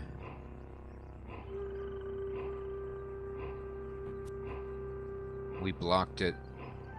It's dazed, and we killed it. Alright, we managed to do that without taking any damage, which is pretty great. What is this? Oh, look at this room. Uh-oh. It's full of items. What are these? This is a slumberling. It says, you nearly mistake it for a boulder, and then you spot a crease in her hide as she draws a slow, hibernative breath. Suddenly you understand the saying among pig farmers, Always fear large rocks. Uh-oh. This thing is very tough and it's hostile. I don't think we want anything to do with this. I'm just going to close the door and hope that that thing isn't coming in. That room is full of, like, what looks like treasure. So I'm really excited. I want to go in there, but I also don't want to die. I don't have any of these security keys, so we're going to go ahead and continue exploring. Oh, look at this. Let's see how this plays out. I'm going to stand over here, and uh-oh, never mind, it's fighting me. It charged me. Okay, so this thing is injured. Yeah, the bot has attacked it. Okay, I can't release my sleep gas because I don't want to anger the Waydroid, but the Waydroid is fighting this thing, so oh god, but I just got hit really hard by the Slumberling. Okay, so oh, you know what? You are 100% right about that, Bloody. Being full and happy and content, it's like a hobbit. You just kick back, you relax, you feel so good. I'm with you. I need to use a consumable here. So I'm going to go ahead and use my Salve Injector. And I'm going to apply it, I guess. Okay. And I'm healing. And I punch it. Okay, so I'm healing over time. And it hit me. But it's bleeding. Let me look at this thing. It's injured. The Waydroid is not hurt. Alright. I hit it pretty well.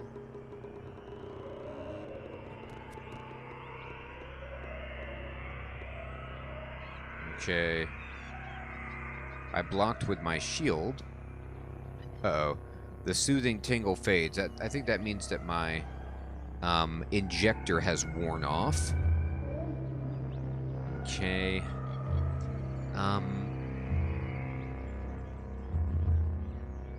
That's what you're doing right now, Bloody? I know, man. You just, like, put your hand on your belly, maybe, like, under your waistband because your belly's expanding, and you just smile and chill. We're going to take this thing down. Look at this. This bloody slumberling is badly wounded, and so providing... Yeah, we did it. 525 experience. That is ridiculous. That's the most I've ever got for killing one unit in the game. And we did it without using our sleep gas, which was a little scary. But what I enjoyed about that was, number one, we won. We didn't aggro this Waydroid. And it was my first time using one of the heal over time injectors. And so I got a sense for how that worked, when to use that. You know, because it's different than, like... in Dungeon Crawl, for example, you use potions and they are instantaneous. The effect happens as you use them. They're not, unless it's like ambrosia or something. It's not a heal over time. So you plan differently because of that. Not a bad experience gain at all, Bloody. I mean, look at this. I'm almost up to 10th level. Like, on the top of the screen, this blue bar is my experience bar, and you can see it just rocketed up. Actually, if we were to fight one more of those, we'd just about go up a level.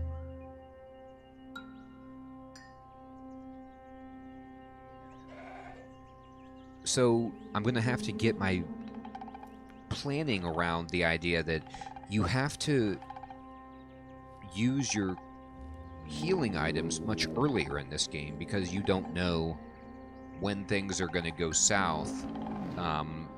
In terms of, you don't want it to be too late, you know, you don't want to, like, use it and then you don't have enough time to heal.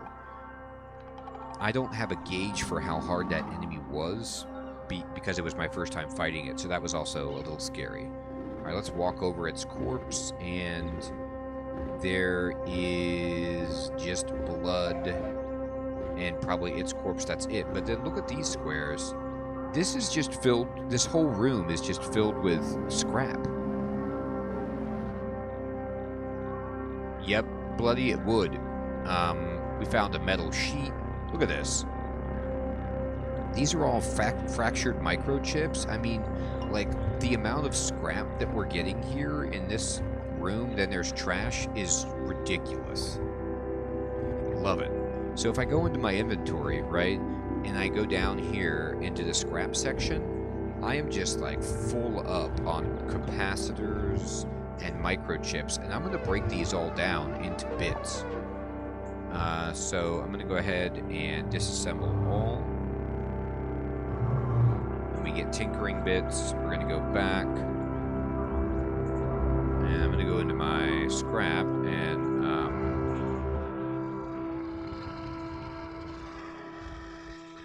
disassemble all of those. I'm at 210 weight. I want to see if disassembling and turning things into bits changes how much they weigh. Yes, it does. So I'm able to, like, reduce my weight by breaking all of this scrap down.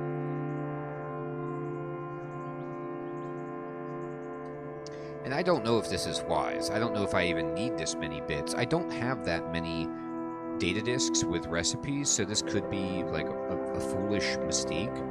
But for right now, it seems pretty reasonable.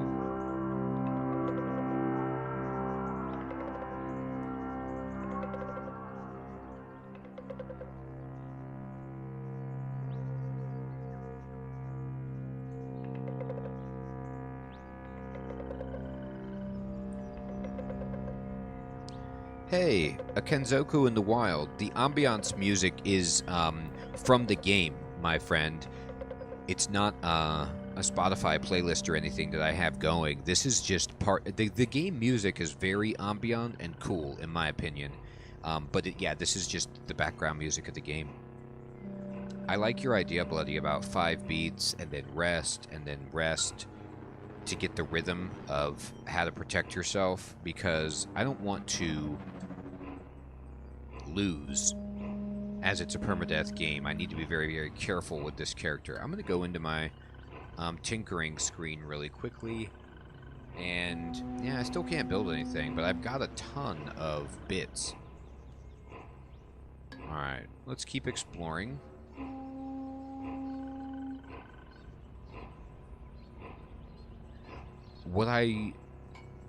I'm just letting auto explore run for now. But oh wow, look how many mirthworms there are. So funny. Alright, come on over. You guys really want to fight? I mean, they do give you experience, so it's might as well grind it. But I'm looking around this structure, and I'm coming to the conclusion that the only way to get to the place that I need to get is through that turret. And I'm not excited about this.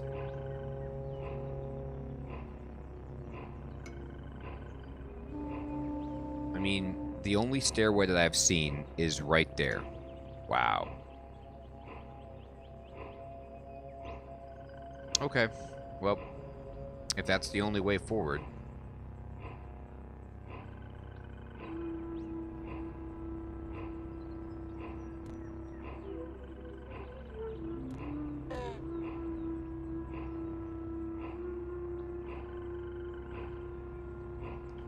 Not much I can do. Alright, so I'll open this, and I don't think that the turret can hit me. I'll step down. I think I can get in the chest without it seeing me. I'm going to step right onto the stairs and go down immediately. I got critically hit, but I'm going down. And I made it down without dying. So here's the deal. Unfortunately, I have to know that when I come up the steps, I'm going to get blasted by that gun. So I can't be hurt. I critically got hit with a lead slug for 6 damage, and you can see there that, and I got critically hit for 3 damage, so I took 9 damage from the chain gun turrets. And you can see on the combat text that 1, 2, 3, 4 shots didn't penetrate my armor. So in the time it took me to walk onto 1 square, the chain gun turrets got 6 shots on me. So I could have taken a bunch more damage. Alright, we killed it. We're going to level up, though. Hopefully, if I level up, I can level up my Carapace mutation.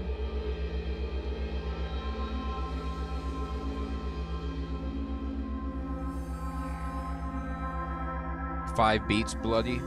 You mean like you felt like it would get 5 attacks on you for each square or something like that? I'm gonna rest. Rest. Why can't I rest? Oh, there's a chain gun turret that I hear right now. Oh, no.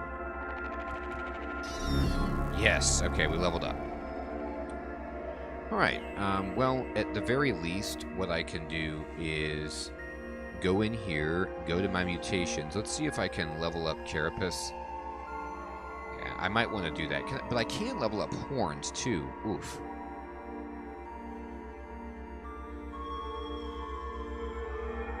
Oh, perfect. Actually, I'm going to level up my horns because they give you an armor value as well when you level them up.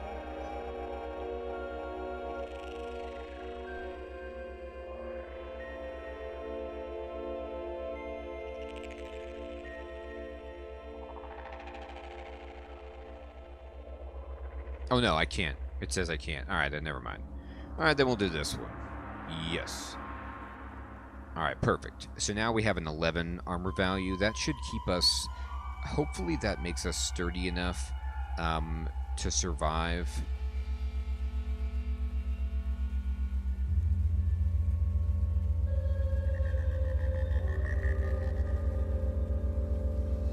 Uh-oh, here comes a sightless crab.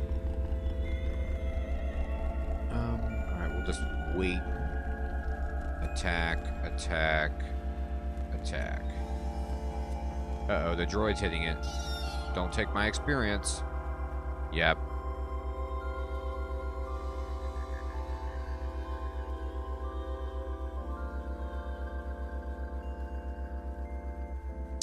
Yeah, Kenzoku, I think it's both, maybe. I think they have a good rate of fire, but also my character is not very fast. I have some mutations that slow down my quickness, and so maybe because my character is kind of slow, they got attacks on me. I also don't know if there's like an initiative roll, you know, where I enter the square and then we roll initiative, and maybe there's a chance for me to slip by without them getting a shot on me. I'm not stealthy, I'm not sneaking up on them, but you're right, the coming around the corner might put me at a moving disadvantage and might take more time as well. As you can see right there, I did not get experience where, because the way droid killed the crab, and that's always a risk you take when there's other enemies attacking. It's great that they help you, but they might take your experience. Hey, Jack Meadows. How you doing, my friend? Good to see you. Oh, I know. It is a definite throwback game, Jack. It's low on graphics, right? Very, very old school, very like, you know, 1980s game graphics, but super immersive with the lore, and the music actually and the sound effects add a ton. And then if you use you push L to look, and then you move your cursor around, there's actually a lot of flavor description for all of the creatures and the things that you encounter that make it immersive too. Just the general danger level of the enemies. Oh, I'm famished. Alright, I gotta eat. Okay. So I'm going to close this door, and I'm going to make a camp.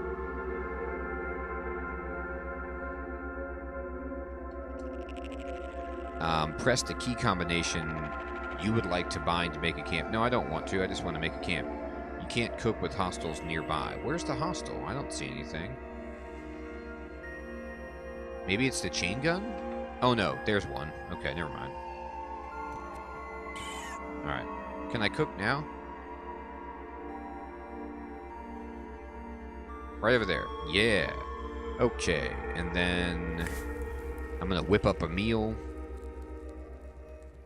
So, when you whip up a meal, if you're not trained as a cook, which I am not, unfortunately, you just randomly have a chance to make something that might give you a buff, but will definitely fill you up. Oh, I agree, Kenzoku. You can do so much with flavor text to really bring a game to life. You know, add a vibe, an atmosphere. Sometimes they can be funny to give a little sense of humor. Sometimes, like in this game, they're generally terrifying descriptions that make you stop and think and consider, you know, what the graphical sprite isn't communicating, but gives you that edge. And if done right, flavor text can just absolutely make a game pop. So this, for example, says you gather what you can find for your meal: a roasted antenna, a mushroom cap, a sprinkle of scrap crystal, and a noble hatter's left arm. So this game uses lots of like randomly generated ideas and words and phrases. And the idea that I'm using a hatter's left arm in my stew, I guess, along with like crystal, sounds revolting yet funny at the same time. So you toss them in a pot and stir, and this is actually a good meal. Look at this. It's tastier than usual, so we got +1 magical armor for the rest of the day. Well, why not, right? I mean, there was a whole left arm in there. Delicious. Okay. So let's explore this region. We're trying to do this quest right now, a canticle for Barathrum, and we're looking for the Barathrumite enclave, wherever their enclave might be, right? We don't... These doors that you see that are different colors, yellow, blue, and red, I've seen so far, require some kind of key card to access that I don't have yet. So I'm wandering around without those items. I'm going to load in steel arrows on my... Am I equipped with my bow? I am.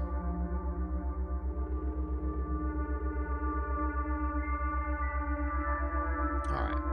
Now I'm going to take the wax off my face. Let's collect the liquid. Alright, there we go. For reasons that I have no idea about, but that's what I'm doing. I have some fungal infections. I don't know why my aim is so weird. Unlock F1.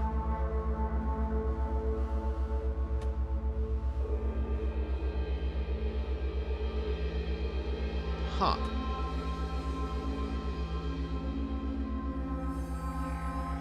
This is my first character for this stream, Kenzoku. So overall, with my experience in this game, I have on my YouTube channel a Let's Play of this game that's up to, I think, episode 16. And it's not entirely up to date. It might be a couple of episodes behind this live stream for tonight. But basically, this is my 4th character overall since I've started playing this game. And some of the characters I died with outright, and some were part of, like, they're updating the game. So when I kind of stopped playing with that character, and when I booted the game back up, the character save file was out of date, so I just started a new character. But this is... So this area, I've never been in this area before. It's brand new to me, and this is the furthest I've ever made it in the game. Alright, so we'll attack this guy. I don't know why my shooting has gone so far astray, but okay. Let's explore. Oh, alright. Spark chick. Amoebas. Uh-oh. Giant centipede. I'm just gonna back up. There we go. Oh no. Oh no. Alright, okay, thank goodness. This is an albino ape.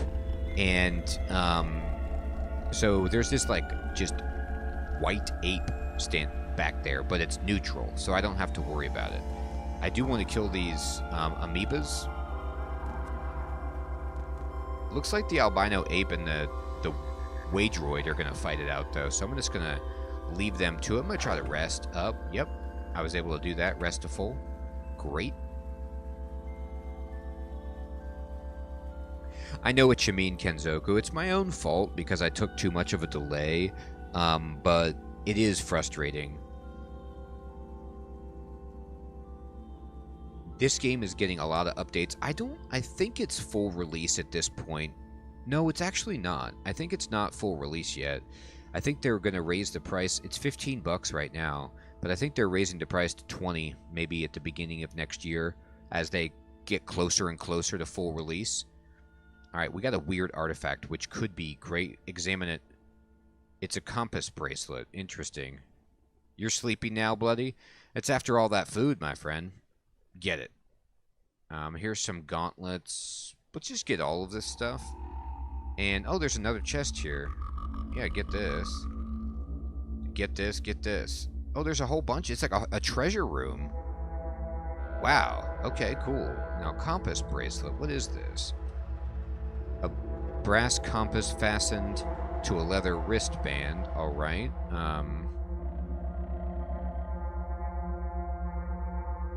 Steel gauntlets. Thick banded steel gauntlets. These would give me armor value 2. I don't know if I can equip them, though. Let me look. Like, on my left hand, can I wear these gauntlets? No, where would they go? Right arm? No. I'll put that slip ring back on. Worn on hands. Glow crust. Can I remove it? You can't remove it. Yeah, I didn't think so. I don't have anything for my feet. Unfortunately.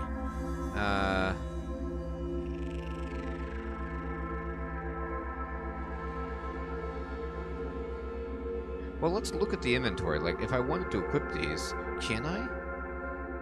Yeah, no, I can't. I need to remove my glow crust. I have a fungal infestation all over my hands, so I can't equip these, unfortunately. That's too bad. Alright.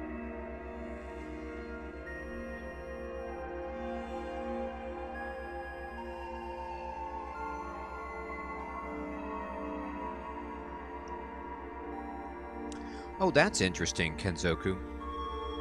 I have to tell you, I haven't encountered that kind of a load time yet, but I wouldn't be surprised if I got further into the game and there would be some kind of weird load. Usually the loads are pretty quick. Oh, you got that right, Bloody. I'm going for a tank for sure. In roguelike games that are permadeath, I generally like to play very, very stout and defensively early on to help me understand the game, you know, because I don't want to play a glass cannon DPS type character when I don't even know what the threats are. I want to have enough sustain and defense to live long enough to understand the game more, I guess.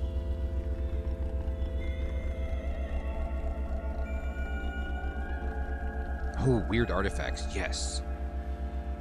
Examine. Whoa. It's a carbine rifle, it looks like. I need a cell, though. Yeah, it's a carbine rifle. Wow, that's awesome. Get that. Examine it. It's a semi-automatic pistol. Oh, that's awesome. Get it.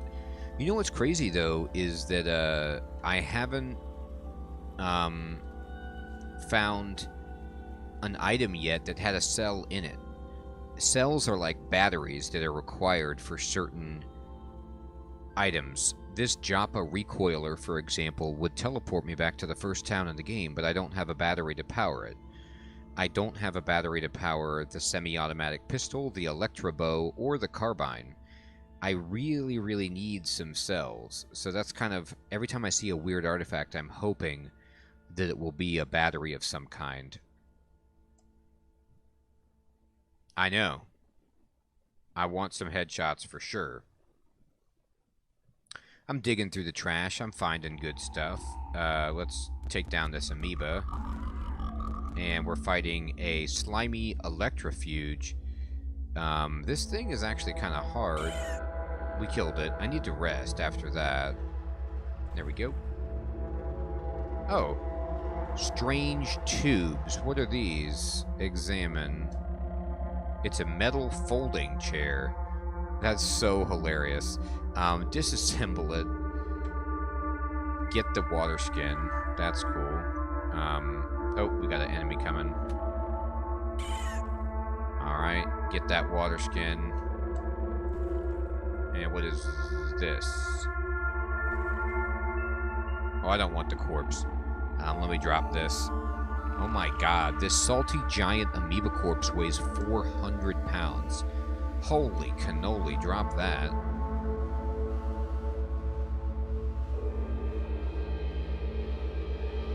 Why do I keep... I don't know if my character is sliding, but I can't step on this square for some reason. I keep, like, moving over it. Alright, anyway. Alright, there's an albino ape, and there's a centipede coming at me. So it's just wait for it, bap, hit it in the face. Okay. A green security door. Let's keep exploring.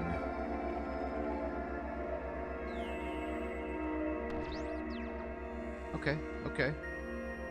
Fair enough. Here we go.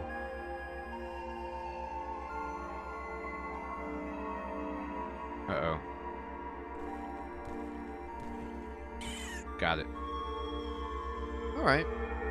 Man, giant centipede's no longer giving me all the experience that I used to know and love. I gotta reload. Do I have any arrows? I have these, I guess I can load these. Whoa! What just happened? Oh, the Boom Rose arrows are explosive arrows. Whoa, don't equip those things.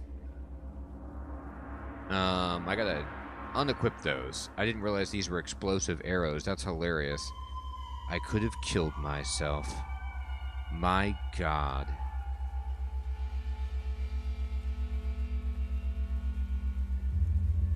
Alright.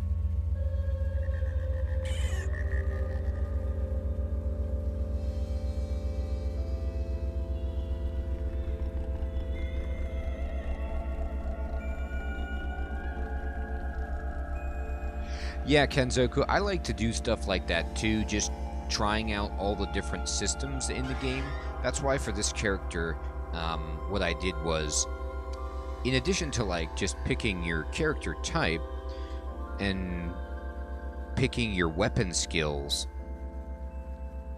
to kind of, you know, say, oh, I want to use heavy armor, which you can skill up in armor and shields and endurance and all kinds of things to be more tanky. You kind of use your skill points to focus on your weapon and armor, but there's also a ton of utility skills. And so I've been just trying out some of these more utility things like tinkering, which lets you disassemble electronic components. This game is a post-apocalyptic game, and you spend a lot of time scavenging old relics, old sites, old civilizations and cities, like Ray, kind of, on Jakku. And so you're, like, getting parts that you can break down. And so I'm playing a tank, like you're talking about, Kenzoku, but I'm also experimenting with some of the utility skills to see what I like. You know, I took Tinkerer 1, I took Gadget Inspector, Disassemble, Scavenger, things like that, and I'm going to see if that pays off or not. I don't know.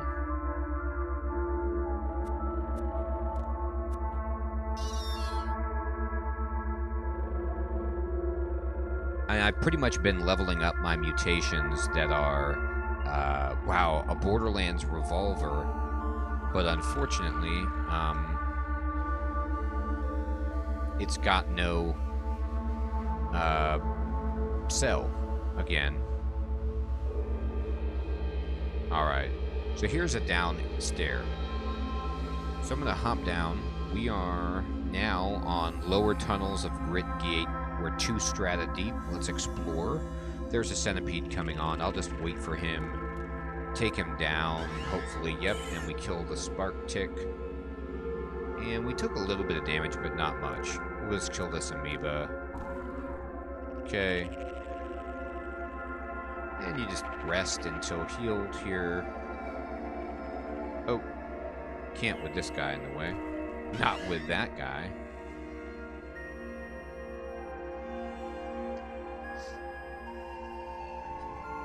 Yeah, that's kind of what I was thinking, Kenzoku. The only problem I've run into so far is that I can't craft too much without recipes, and the only recipe I got requires the corpse of an enemy type that I haven't seen yet, so it's kind of, I don't know, it's a little odd. Ooh, I'm getting some kind of weird graphical distortion.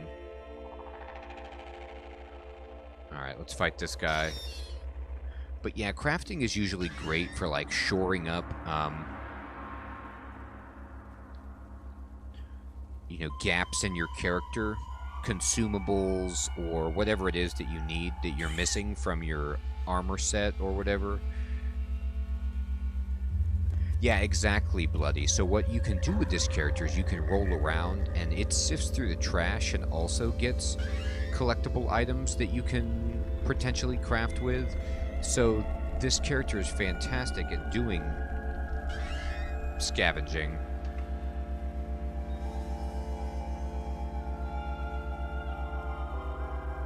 Alright.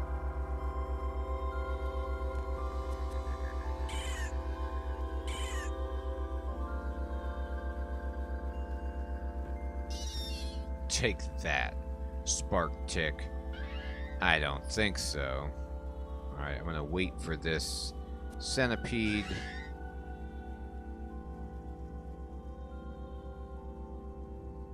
Oh, I see, Kenzoku. Yeah, I mean, and that's just an artifact of me never playing the game, and so I didn't know that that recipe was going to be difficult to pull off.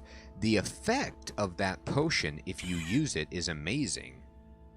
It gives you 8 armor value for like 50 rounds or something, and I have 11 armor value, so it's almost like doubling my armor, which would make me nearly invulnerable to a lot of things. It would be great if I could build that injector for, say, example, those chain gun turrets. You know, when I come up the steps, if I could have that, then my chance of survival would increase dramatically, but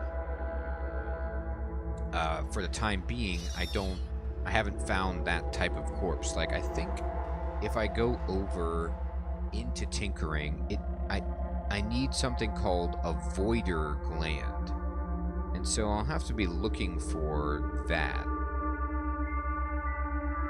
because it seems like a biological component of voider, but I haven't, I don't believe, encountered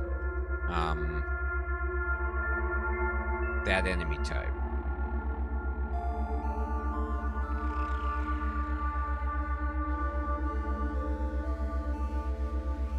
And I can't figure out, I can't go over there and select Voider Gland to get any more information on it, so I guess we'll just have to hope we know it when we see it, kind of thing.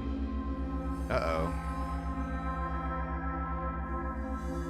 I don't know why looks like I got teleported back somewhere.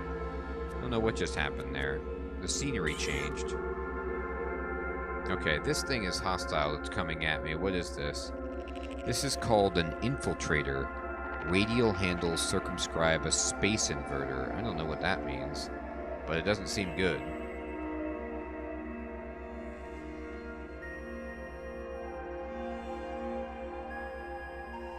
Oh my gosh, Kenzoku. You know what? I wouldn't put it past the game to do that either. That's a good hunch that you have. That's why I kind of felt like I just need to run by and just not engage them. Yeah, if they exploded upon death, then, you know, if I just barely beat them and had like only a few hit points and then they blew up, that would be the end of the whole character. It's a little scary to consider.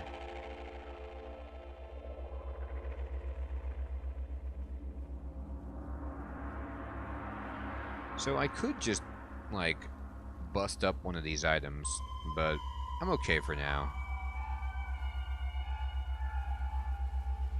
I think what I'm going to do is I'm going to wait.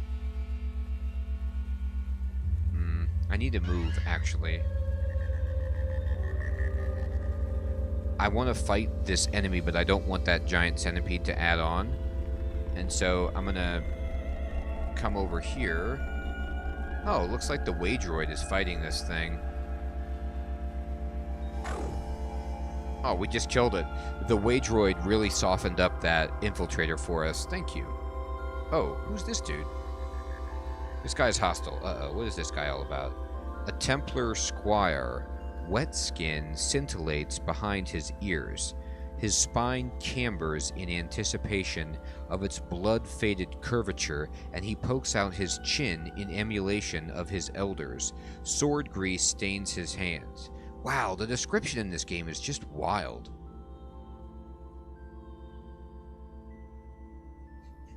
You know what, Kenzoku? I think that's a really safe bet to, you know, and a very nice rule of thumb, especially in a permadeath setting, to expect that mechanical entities are going to explode.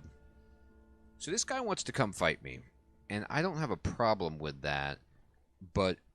Oh, he tried to throw something at me. I don't know what that was. I'm going to release sleep gas on this guy and just hope that the droids don't come into it. Oh, he's running away, actively.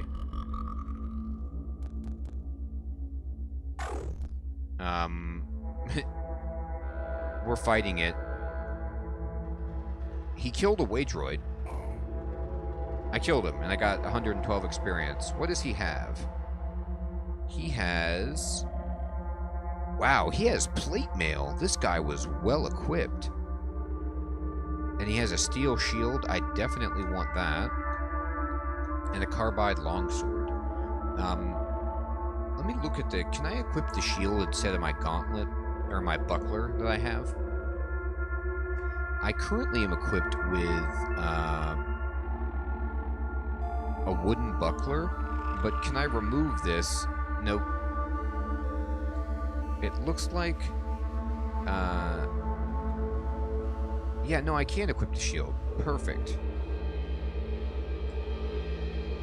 Wow, look at me. I have a buckler on my left arm, and in my left hand, I have a shield. So I'm like... I'm holding a shield, and then I have a buckler on my arm as another shield. And this is giving me... Now, the way that shields work in this game is they don't give you their armor value unless you block with them. And I think you have something like a 25% chance to block that you can boost if you take the shield skill. Let me look at that to double check.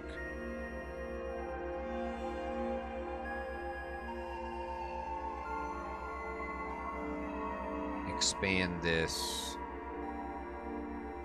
Yeah, so if you take the shield skill, you get a 50% chance to block one melee attack per round. So that's pretty good. And without training, you have a 25% chance, which is also pretty decent.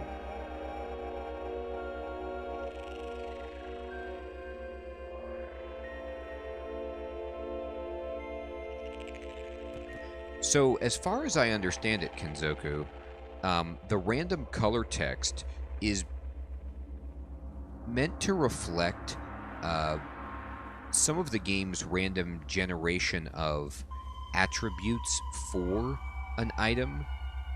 And so usually what I've noticed with that is it means that it sells for more, for example, or that it's a special item. Like, so with my lacquered bow, lacquered stuff in general is better. And let me look at it.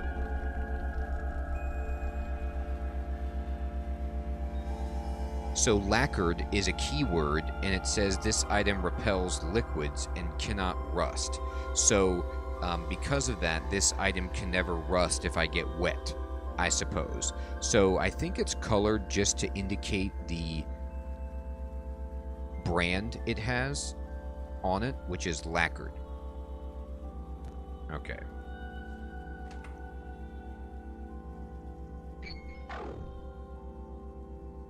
Oh, I got a weird artifact? Yeah. What is this? Look at it. Examine it. Oh my gosh, yes.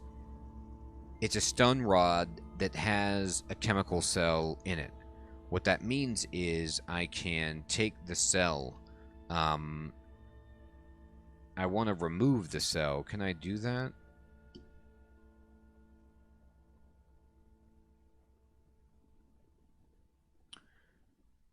I want to take the cell out of this and put it in, for example, my Electrobow. Alright, install a cell. I have no cells that fit. Oh, maybe because it requires a chemical cell? Or do I need to take the cell out of the stun rod? Let me look at this, first of all. It's a cudgel. Alright, replace the cell, remove the cell, there you go. And then now, Electrobow, install a cell, a chemical cell. Got it. So now I can actually equip this Electrobow instead of the bow that I have. And from what I understand from people, when I got this Electrobow the last stream, it does not require ammunition. It just requires a cell. So like I'm shooting electricity at people. Okay, and then what I want to do is go into... no, go back to this. And can I recharge this? Yes, it would take 1 A-bit to fully recharge this, and I have 12. Do it. So now I have... Because that was from my tinkering skill. So, you know, we were talking about the different skills that I picked up. And with that tinkering skill, I learned how to recharge this. Exactly, Kensoku. It was coming up on empty, but now that I have recharged it with my skill, it says it's full. And so now I can, like, blast things. Yeah, exactly. Once you can start breaking stuff down, and let's try this out. Look at that. I hit that guy with my Electrobow for 9 from far away. So now I have a viable ranged attack with my character, which is pretty sweet. Alright. And let's go down. And here we are. There is a bad guy right here that we're zapping with an energy bolt.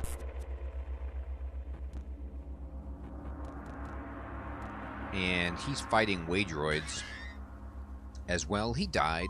We did not get the experience for him because the Waydroids got the kill, but that's okay. Oh, it's a Slug Snout. We killed that. And the giant Centipede is over here, and it's dead now. We got the experience for that. Amazing. This floor is like... Uh-oh, wait a minute, wait. Uh-oh. What is this? There's like a bear on me. It's a bear. Only the familiar nursery rhyme courses through your brain. The grizzly bear is huge and wild. It has devoured the infant child. What? The infant child is unaware it has been eaten by the bear. I've never heard that nursery rhyme. Yeah, that's a consideration, Kenzoku. I don't think that it chains. It looks like it's not chaining, I know, Phil. I'm not happy with that. Am I going to sleep tonight with that nursery rhyme?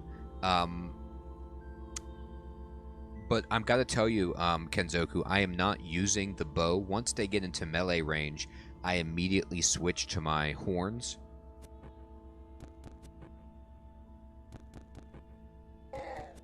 Killed it. 75 experience. And I killed the centipede with my bow. So if they're one tile away, nothing chains back from the bow, as far as I can tell. So that's good. Man, this bow is unreal. I want to keep track of like how many shots I'm taking.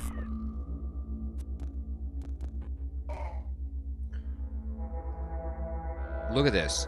I've taken, I would say, 6 shots, and the cell on the Electro Bow still says full.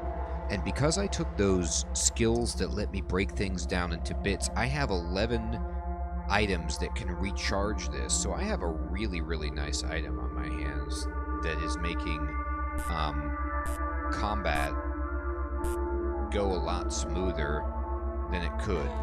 Now, I missed a bunch. I'm not the most accurate. But I'm still wrecking things when I hit. Oh no, enemies everywhere. Got him. Man, we're about to level up again. How's that? Take that, bear. Yep. Just wrecked that bear from far away.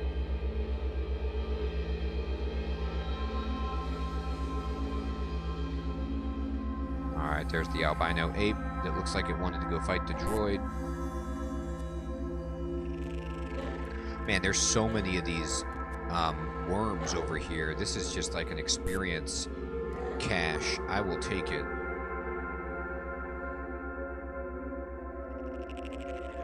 You know what, Kenzoku? That's a great point. Thank you for mentioning that.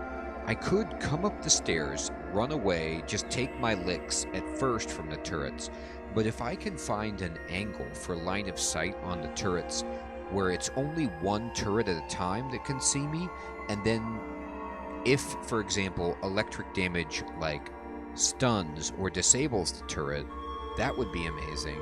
But I could like shoot it, and as long as they don't regenerate, which they're mechanical so they probably shouldn't, I can shoot it, take some damage, and then rest, and then shoot it, and then chip away at it, you know, exploit the fact that it doesn't regenerate. But I don't know how regeneration works in this game with non-living mechanical units like that.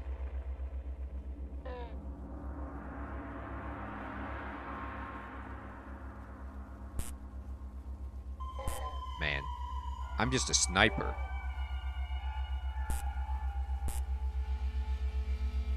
Oh, I can shoot the plants from far away now, too. That must have ridiculous electric resistance. Okay, fine. Take that. I mean, the cell is still full, and I've been firing, you know, indiscriminately. It's pretty sweet.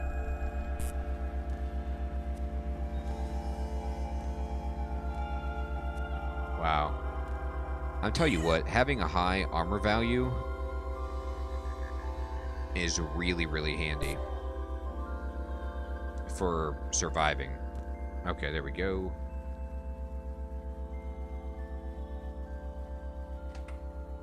And there's a centipede or something over here. This is my hearing. My enhanced hearing. Picked that up a while ago. I wonder if I'm ever going to find these key cards. Oh, first of all, what is this? It's a lacquered fur and a battle axe. Yeah. The lacquered fur seems cool. Is this... Wait a minute. Let me look at this. Is this something you wear on your back? Or is this armor? I'm going to get this, and I'm going to see if you wear it on your back. Because I have this burnous, but, no, okay. You don't wear it on your back. You would wear it someplace else. Alright. That's fine.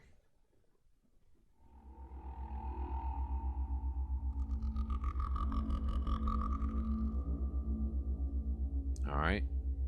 Wait a minute, there's no place going down. And I've reached the bottom level of this grit gate, and I haven't found the Barathrumite Enclave.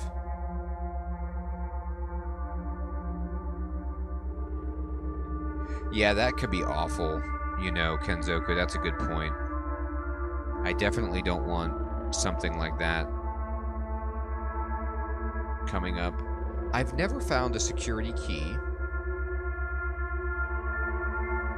And so I don't know how they expect me to get through any of these security doors.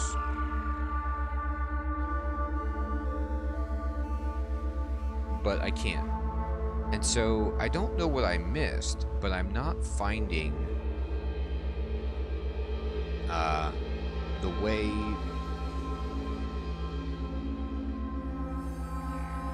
way to the quest location, I guess, is the way to put that. But all in all, I mean, I'm 10th level. I'm about to be 11th level. I have, I'm pretty sure, Kenzoku, I thought I did. But it looks like I fully explored this interior area.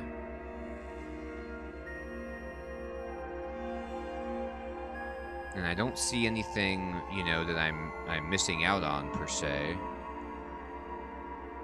Crab corpse. Spark tick corpse.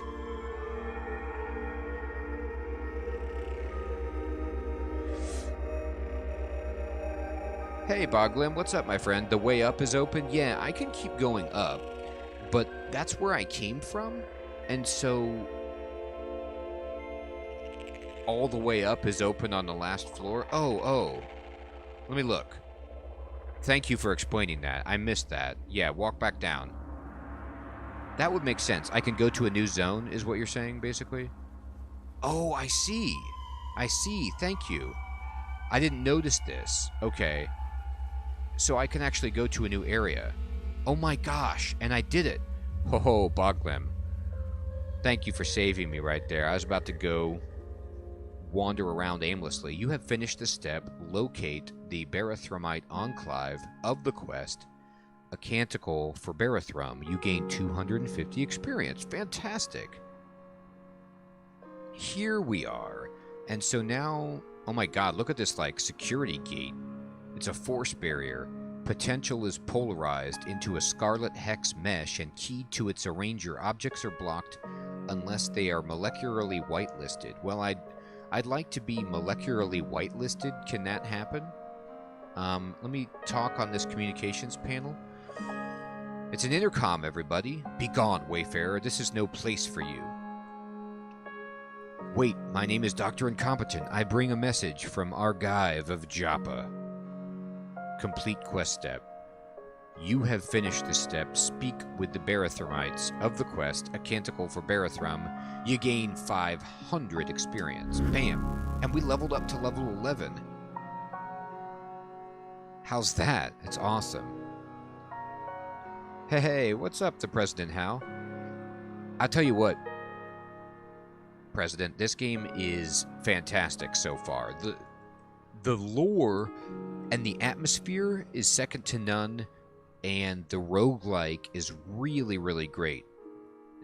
If you like old school RPGs, you know, roguelike, dungeon crawly type games, that's kind of thrown in with a post-apocalyptic vibe in a lore-heavy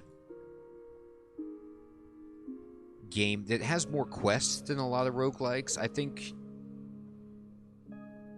Oh, you've been playing it, President. Awesome. Yeah, you probably have figured out more than I have, my friend. But that's definitely what I'm going through, is just tinkering away at it and learning as I go.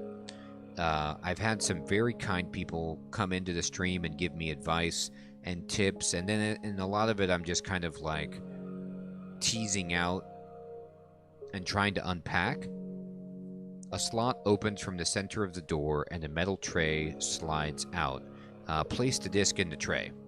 Several minutes pass. So it seems that you are indeed Argive's apprentice. He wishes you to study with us. Unfortunately, we require more than a willing spirit. You're like 3 to 4 hours in, President How? Awesome.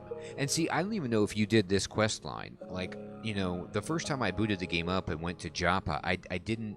I got the quest from Mehmet and went to Red Rock, but I didn't even know that you could go talk to Argive and do this whole separate quest line, and that's what I'm working on now, is scavenging stuff with Argive and, quote, becoming his apprentice. So Qud is not Joppa. You will need to prove your worth that you might not waste our time and efforts. Travel to the great cavern Golgotha to the north. Within its halls, you will find a cache of dysfunctional waydroids. Recover one, repair it, and return it here. If we are satisfied with your work, you will be admitted to our order. Otherwise, you will not be. Do you accept this arrangement?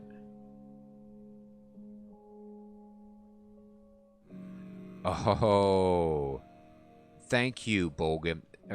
That's what I was hoping for, because I would love to be able to buy recipes or data disks for formula so that I can tinker some more stuff, because right now I can only tinker one thing. Like right after accepting Boglum, okay, I will. So I'll accept the quest, and they take the data disk. All right. Now let me level up. So I go into my character, and I have some. I have Gadget Inspector, Disassemble, Repair. Maybe I should take Repair. If they want me to fix a droid, I feel like I probably need this skill to complete the quest, but I'm not 100% sure on that. I only have Tinkerer 1. I don't have Tinkerer 2.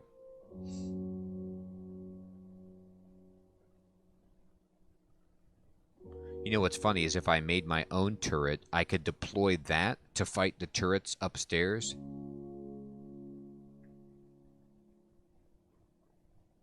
I don't know if I need it for the quest. It says, it does say repair the waydroid, so I don't know if I can actually repair it without the skill to repair.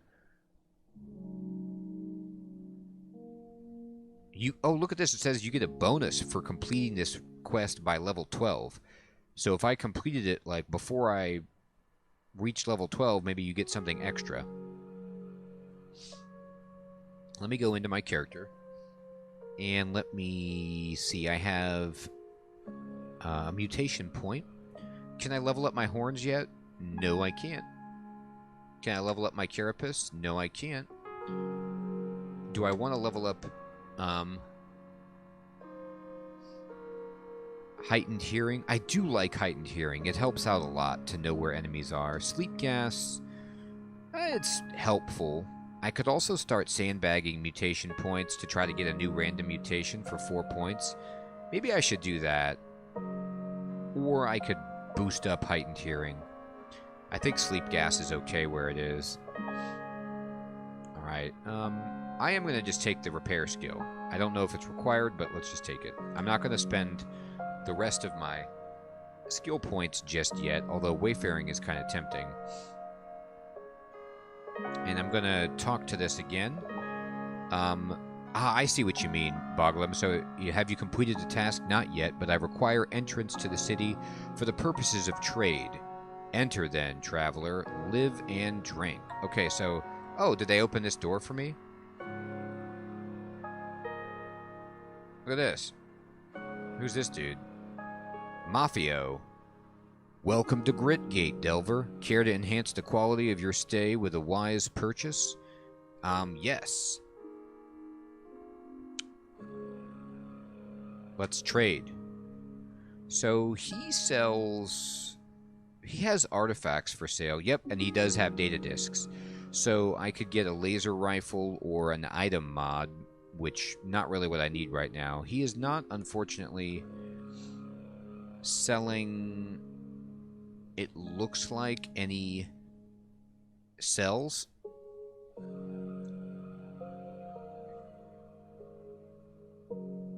But I could buy these artifacts from him and identify them. Let's see, what do I have to sell? I got these books. You know you like books. Alright, let me offload a bunch of my items that I don't need. The stun rod actually sells pretty well. I'm going to sell my lacquered short bow. I'm going to sell this revolver. And do I want the carbine rifle or the automatic pistol? I'll keep the rifle. And then we can sell these nuggets.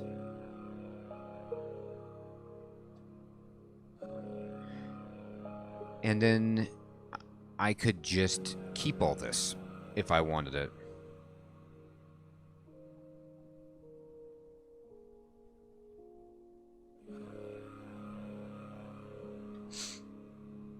Yeah, I'm with you, Kenzoku.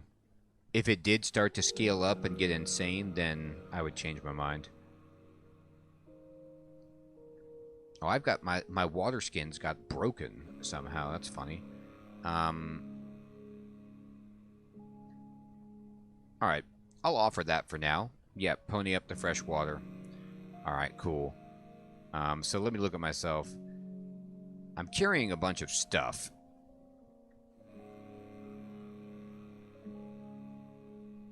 A metal locker. Can I use this? Nope. I'm not going to open it. Awesome.